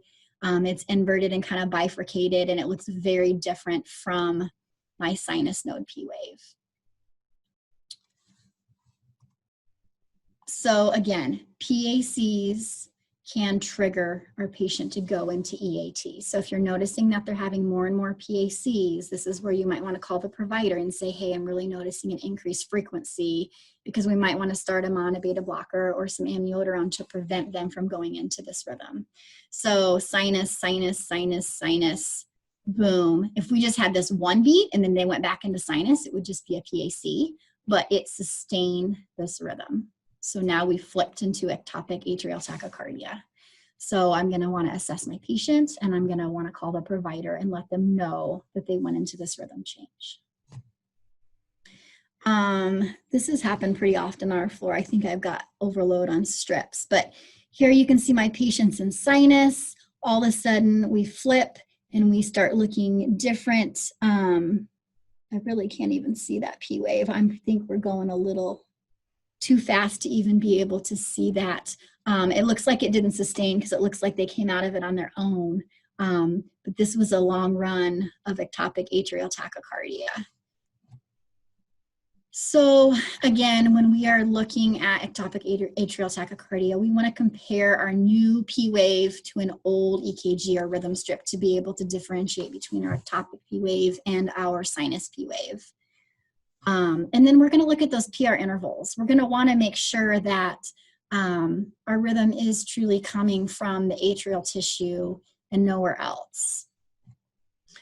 So when we think about trying, and we're going to talk about this a lot more in the next class, but when we're trying to differentiate between an ectopic site, if it's in my atrial tissue or if it's in my AV junction, what I'm going to want to do is I'm going to want to look at the length of that PR interval. And so when you think about proximity of our AV junction to our ventricles, is it closer or is it further away than our atrial tissue? That's just a rhetorical question since we're on Zoom, but because the proximity of my AV node is closer to my ventricles, it actually is going to take less time for that impulse. If my ectopic site's coming from the AV junction, I'm going to have a shorter PR interval because it's going to take less time for that impulse to get from my AV junction down to my ventricles because it's closer in proximity. If my PR interval or my ectopic site is up in my atrial tissue, it's further away from my ventricular tissue, so it's going to take longer for the impulse if it's coming from my atrial tissue to get down to depolarize my ventricles. So when we are looking at trying to determine if we have an ectopic site, trying to differentiate, is it coming from my atrial tissue or is it coming from my AV junction, I'm going to look at the length of my PR interval. If my PR interval is greater than 0.12 seconds, I'm going to assume that my ectopic site is coming from my atrial tissue. If my PR interval is less than 0.12 seconds, I'm going to assume that this is a junctional ectopic rhythm coming from my AV junction. Okay, so look at the length of your PR interval, and that will help you to understand where it's coming from. Ectopic atrial tachycardia is a regular rhythm. My R to R would map out if I was mapping it out. My rate is always going to be greater than 100. It's usually going to fall between about 130 and 250. My P waves, I'm going to have one P wave for every QRS if I can see my P wave. If my rate is going too fast, I'm not going to see a P wave. My PR interval is going to be, it should be a normal length, but it probably is, if you map this out and compared it to your sinus PR interval, it's going to be different because it's an ectopic site. It's not coming from my SA node. And then because it goes down, it's a supraventricular rhythm, and it can go down through those bundle branches, my left and right bundle branch at the same time to depolarize both those ventricles at the same time. I'm going to have a nice narrow QRS of less than 0.12. So lots of stuff. That is ectopic atrial tachycardia. Again, this can come on and break quickly, just as quickly as it comes on, it can stop. Because this is a type of an SVT, we can treat it the same way we talked about treating our AV nodal reentry tachycardia. So we can do our vagal maneuvers. Anything that's coming from above the ventricles, we can do these vagal maneuvers to try to break it. But if it's coming from down in my ventricles, I can't do that because my vagal maneuvers are working through the level of that AV node. So if something's coming from below that AV node, it's not going to do anything. And so these vagal maneuvers can help to break that. Meds you may see given would be adenosine, cardizem, and beta blockers. And you may, if they're hemodynamically unstable and you can't pop them out of it, we can do a synchronized cardioversion also. So those are all the treatments. Oh, and then you could have the provider do the carotid sinus massage also.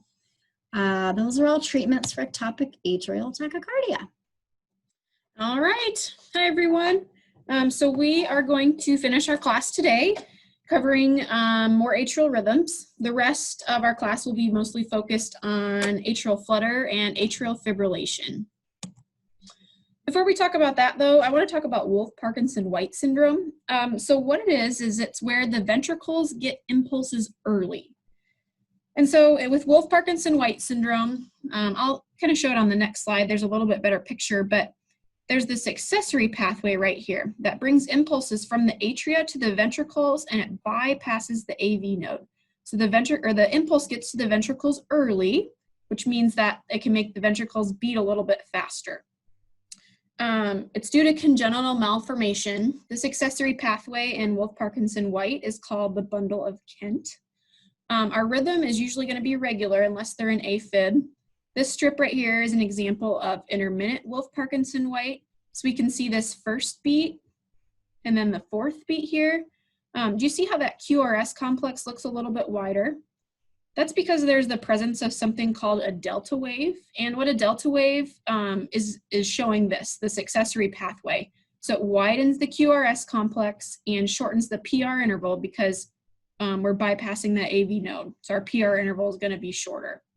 The impulse is taking a shortcut. So here's a little bit better way to understand that and demonstrate it. But this picture on the left illustrates the normal pathway of conduction for impulses. We start at the SA node, go to the AV node, the bundle of His, and then that left and right bundle branches, and then out into the Purkinje fibers. With Wolff-Parkinson-White, again, we have this accessory pathway that brings the impulses straight to the ventricles, and we're bypassing that AV node. So when the impulse gets to the ventricles early, that can cause tachycardia in your patient.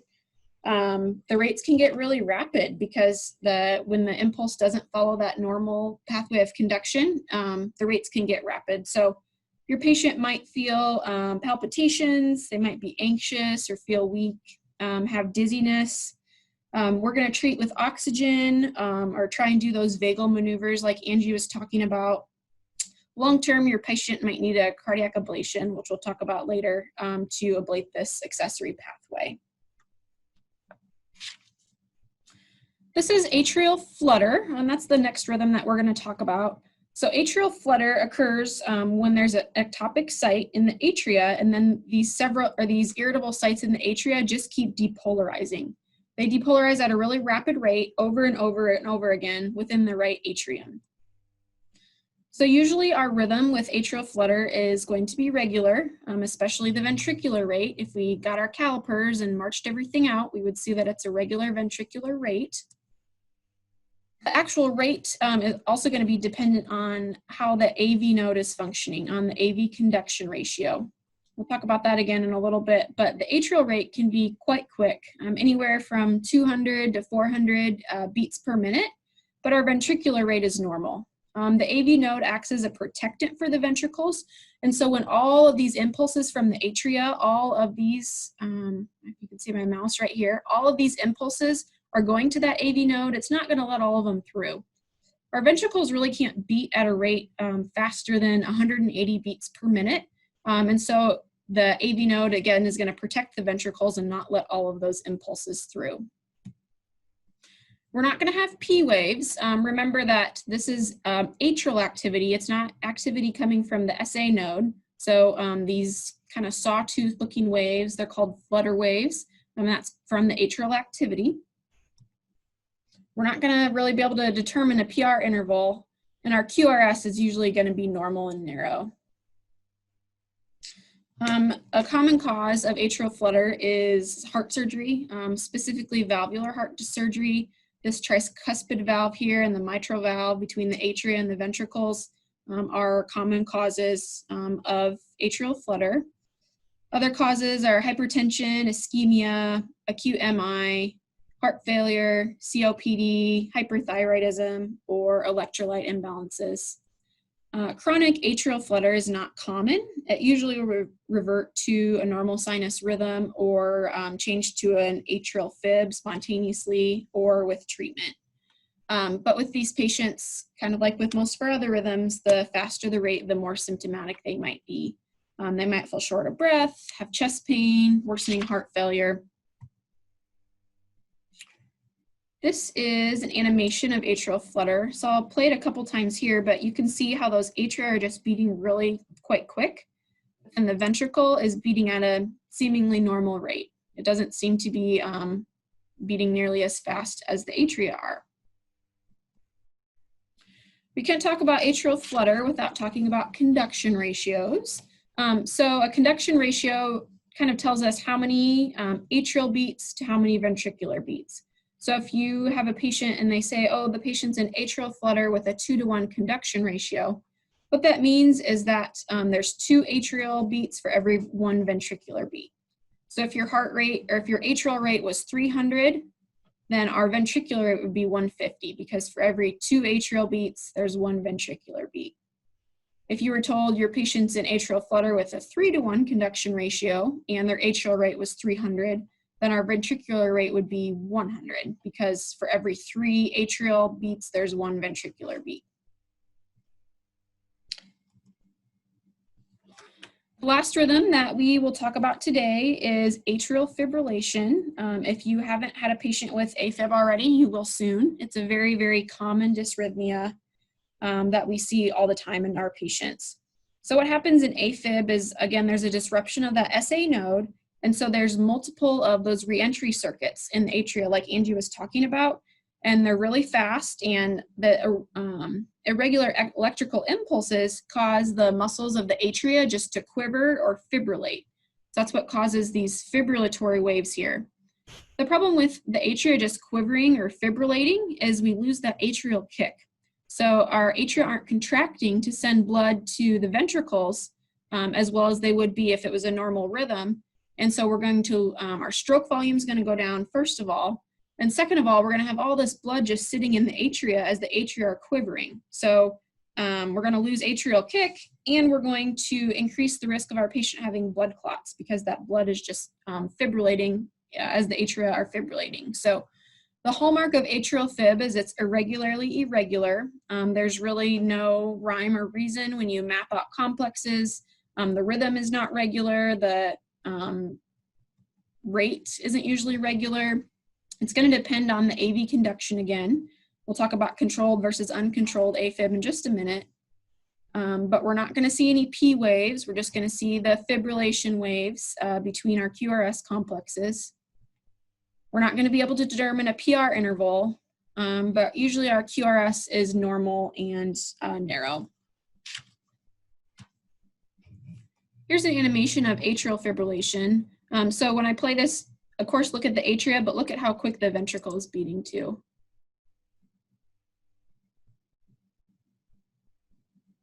One more time here so you can see it.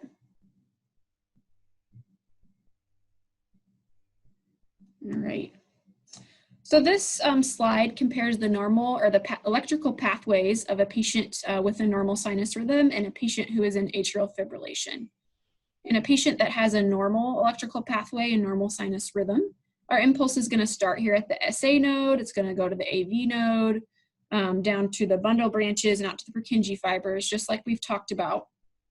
If your patient's in atrial fib, all of these abnormal electrical pathways here are going to depolarize at a really rapid rate, 400 to 600 times per minute. And so that's what's going to cause those atria to just quiver or fibrillate. Again, that AV node can act as a protectant for the ventricles, but it can also helps to slow the rate. So if we pretended that all of these colored arrows right here were atrial impulses going to the AV node to try and make it to the ventricles, we can see how this right here would protect the ventricles. It's not going to let all of those impulses through. When we talk about controlled versus uncontrolled AFib, it's all going to depend on that AV node conduction. So if your patient has a ventricular rate of less than 100 beats per minute, we call that controlled AFib, because the AV node is able to filter out all of those impulses coming from the atria to control how frequent the ventricular depolarization occurs. If your ventricular rate is over 100 beats per minute, then we call that uncontrolled AFib, or you may have heard it called AFib with RVR. The AV node can't adequately filter out all those impulses, so your ventricular depolarization is going to occur more frequently and more ventricular contraction. There are many, many, many causes of AFib. Commonly we see post-op heart surgeries. The heart undergoes a lot of trauma and inflammation when you're in there doing surgery, and so that predisposes them to going into AFib. But it's really just important to be knowledgeable about your patient's risk factors and what might cause them to go into AFib. So our goals of treatment for AFib, number one is going to be to control the ventricular rate. Secondly, we want to try and restore a normal sinus rhythm. And third, we want to prevent blood clot formation. So for treatment, we'll start with medications. We'll likely give a calcium channel blocker or amiodarone, digoxin, or a beta blocker. The patient will also likely be started on a blood thinner, heparin, Coumadin, or aspirin. Remember that the blood thinner isn't treating the AFib itself. It's not treating the rhythm. It's treating the complication that can occur from the rhythm, those blood clots. So they're not on heparin because they're in because of it, or the heparin's not going to treat the AFib, it's going to treat the clots. If the meds don't restore a normal sinus rhythm, we might start talking about a cardioversion. The patient might need a pacemaker or an ablation or a maze procedure, which we'll go into in just a minute. So paroxysmal AFib is one of the classifications of atrial fibrillation. Like Angie was talking about, paroxysmal means a sudden onset and spontaneous cessation. So it's something that occurs acutely. There are short-lived episodes, but it can recur frequently. Persistent AFib is a chronic form of AFib, but it's one that can still be converted back to a normal sinus rhythm. Usually we say AFib is persistent if it's been present for more than 24 to 48 hours. And then permanent AFib is a chronic stable form that can't be converted or spontaneously reverts back when it is converted. So you'll have a patient that maybe will go down for a cardioversion, and 30 minutes after they get back to you, they're back in AFib already. If your patient goes into AFib, what would you expect to be ordered? Probably start with some labs. Overactive thyroid is a cause of AFib. We also want to keep a look at our electrolyte levels. Potassium and magnesium are really important. Other tests you might see ordered are a 12-lead EKG, an echocardiogram, a chest x-ray, or even an EP study. So an echocardiogram is a diagnostic test that looks at the structure of the heart muscle itself, and the pump. It can also see tumors and blood clots and take a look at the heart valves. So the two echoes that we see are a 2D or transthoracic echocardiogram, and that's an ultrasound of the heart from the surface of the chest. It's a non-invasive exam. You've likely seen the sonographers on the unit with their equipment. They just do it right at the patient's bedside, which is nice. A transesophageal echocardiogram provides a closer look at the heart's valves and chambers without interference from the ribs or the lungs. So this is often used if we get a 2D echocardiogram and the images aren't as detailed as the providers would like to make treatment decisions, or if they want closer look at potential blood clots or heart valves, then they'll probably want a TEE. The downsides of a TEE is it is an invasive procedure, so we need a consent and have to do a timeout before, and the patient will receive conscious sedation. We do echocardiograms specifically before we do a cardioversion, because sometimes patients will come in and we hook them up to the monitor and they're in AFib, but we have no idea how long they've been in AFib. Maybe they've been in AFib for a month. So we certainly wouldn't want to go and shock them, because that could dislodge if there's clots in the atria. We don't want to shower your patient. If your patient is in AFib and they are unstable, we might think about doing something called a synchronized cardioversion at the bedside. This is something that you'll learn more about in ACLS if you haven't taken ACLS yet. But we do a synchronized cardioversion because we want to shock at a certain point in the cardiac cycle, at the peak of the QRS complex. If we don't shock at the right point in the cardiac cycle, we can something can occur called R-on-T phenomenon. And what that does is it can lead into ventricular tachycardia or ventricular fibrillation. Then you've got other problems to deal with. So if your patient is unstable enough that you need to do a synchronized cardioversion, you probably should make sure that the providers are en route, or call an RRT, make sure you have a good IV access, and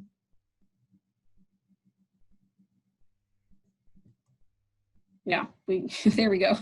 So that's not what we want to cause for our patient. Another diagnostic test that can be done for patients in atrial fib is an EP study. It's done in the EP lab by a specially trained cardiologist called electrophysiologists. And what an EP study does is it collects information about the flow of electricity during actual arrhythmia events. So they can help locate specific areas in the heart that give rise to those abnormal electrical impulses that cause the arrhythmias.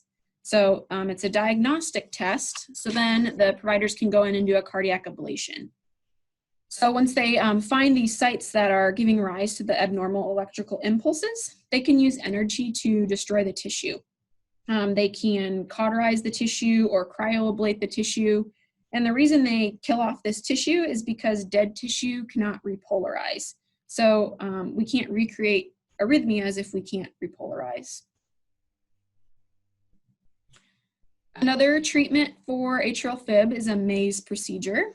This is done by a heart surgeon, by a cardiothoracic surgeon in the OR, likely when your patient is receiving another heart surgery, a valve replacement, or a cabbage, or something like that, and they have a history of AFib. So what's done in the maze procedure is the surgeon literally makes small incisions in the atria, and that's going to disrupt all of those re-entry circuits that happen during atrial fib. So once the incisions are made, they'll sew them back together, and so then the atria can still hold blood and contract and send blood to the ventricles, but the electrical impulses can't cross those incisions. So the impulse really doesn't have much option but to go the normal route. So I know this picture on the right's a little bit confusing, but it's demonstrating where those incisions are made and how we could see that the electrical current couldn't go through those incisions anymore, or the impulses couldn't go through those incisions anymore. So for atrial flutter and atrial fib, our goals of treatment, remember, are to control the ventricular rate. We want to try and restore normal sinus rhythm and prevent blood clot formation. If we're comparing atrial flutter and atrial fib, they are closely associated. They can occur alternately in the same patient. Long episodes of atrial flutter may turn into atrial fib. And once atrial fib develops, it's really important to identify early so we can treat it early and prevent it from progressing. This picture shows another example of reviewing the electrical activity in the atria during these two rhythms. So in atrial flutter, we have that irritable atrial site that just keeps depolarizing at a rapid rate. While in atrial fibrillation, we have these multiple reentry sites all over the atria that are the circuits that just keep going. So here's another way to look at it. In AFib, we have these multiple sites, and that helps form those fibrillatory waves. And then in A-flutter, we have a site that just keeps depolarizing rapidly and helps makes those flutter waves. All right, so hopefully you had a little time to work on the strips and you have them all printed off. We're just gonna go through some answers to make you feel a little bit more comfortable with them. All right, so this top strip, when I march across this, I can see a nice P wave, QRST, P wave, QRST, P wave, QRST. So I have one P wave for every QRS. I have a narrow QRS, and everything seems to march out. So when I map out my P to P and my R to R, it's all looking regular. So I just have a little bit of a fast rate of 110. My PR interval is 0.12 and my QRS is 0.10 and my QT is 0.36. So everything's looking good. It's just a little fast. So this would be an example of sinus tach. Our next strip is AFib. So this is what I was saying, like I can usually pretty much tell AFib from the hallway when you look at your patient's monitor and you're seeing a rate that is just fluctuating just constantly, and you get up closer to the monitor and you're like, can I see a P wave? Oh, that might be a P wave, that might be a P wave, that might be a P. If I have to look that hard for a P wave and my rhythm is very irregular, most of the time this is going to be AFib. And this is very, this is really fibrillatory waves. I can't clearly see one P wave in here at all, and I'm very irregular. So I have an irregular rhythm, a rate of 100. So it's kind of sitting on the border of rapid ventricular response and a controlled ventricular response.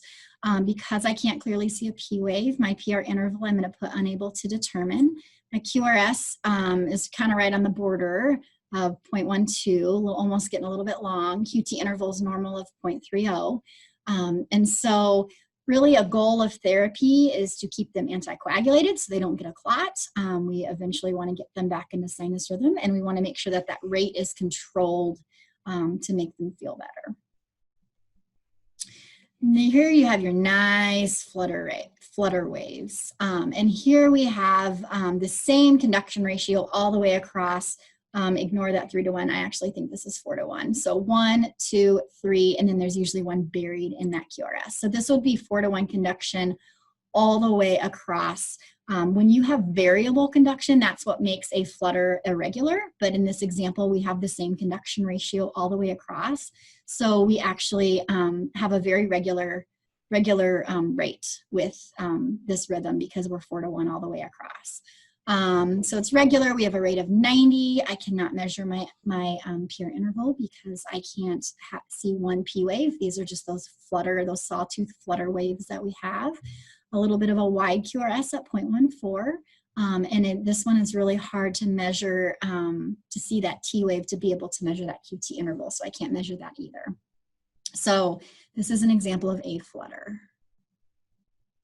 This one, we have a nice little arrow to give you a hint. So as we march this out, this is all regular until we get to here. This beat comes earlier than it's expected. And so we have a nice narrow QRS. So this is an example of a PAC. So we have to label our underlying rhythm, which I see a nice little sinus P wave as we march across. So we have a sinus rhythm with the PAC. It's regular with the exception of the PACs.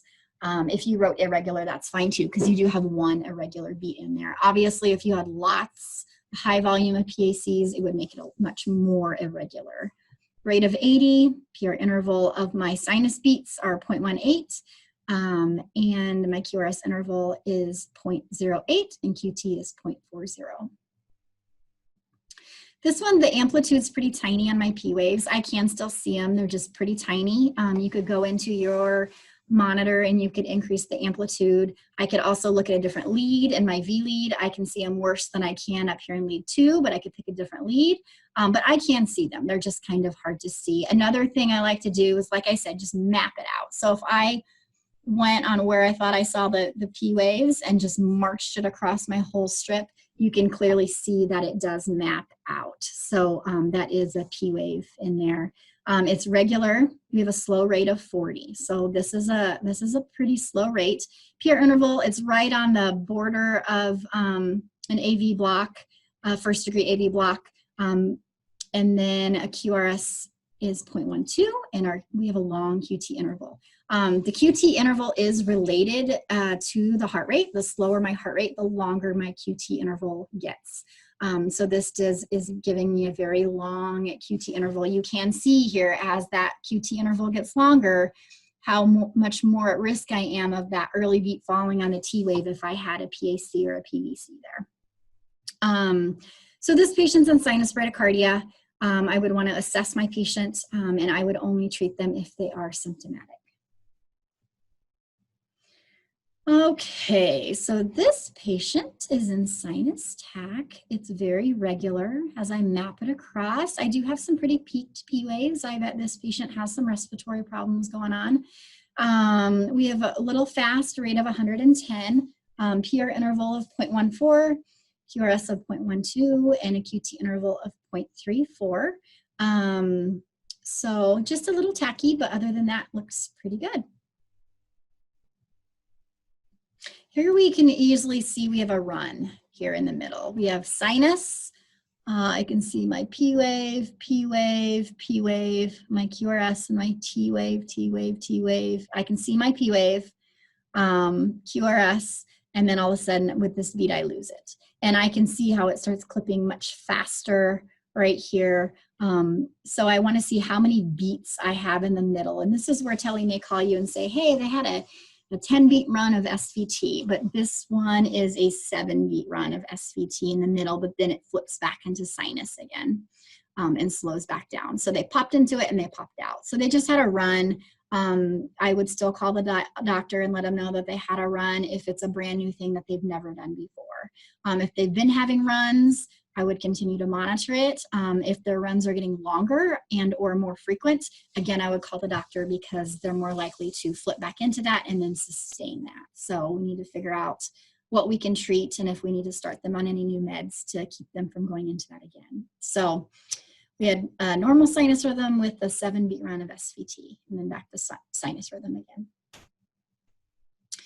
Here, this one, we've got some more arrows to give us some clues. So sometimes it's just trying to figure out what is regular. And once I can map out what is regular, I can start to look at what is irregular. So if you kind of look at these beats in the middle, and I go from this P to this P, and this P to this P, and this P to this P, I can see this is my normal right here in the middle. And so then I can look at this beat and tell it came earlier than was expected. And so this is an example of a PAC. I have that nice narrow QRS, and this is an example of a PAC. I've got my P wave buried and my T wave on both beats because they come so early. So this is an example of normal sinus rhythm with 2 PACs, which makes it irregular because of my PACs. My rate is 70. My PR interval on my sinus rhythm beats is 0.20. And QRS is 0.10, and our QT interval is 0.42.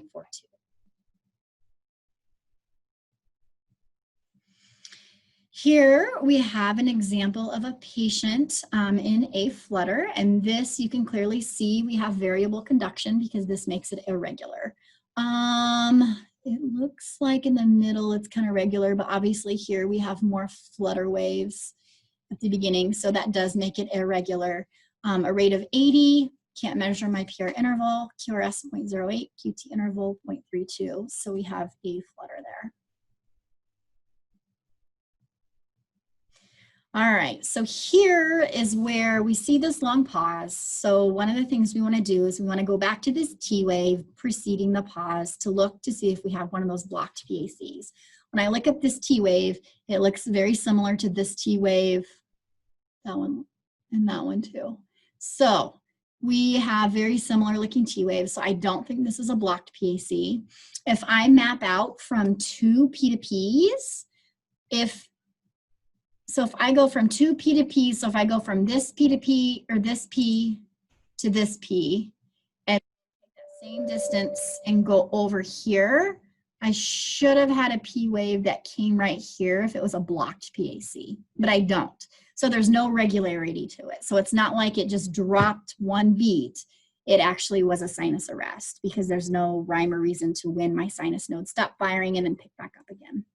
So we would actually measure out the length of this arrest, and this is actually a 2.4 second, you could call it either a sinus arrest or a pause. So these patients are the ones that may have a Holter monitor at home. They may come in with a syncopal episode, and then you're noticing that they're having pauses, and then they end up with a pacemaker.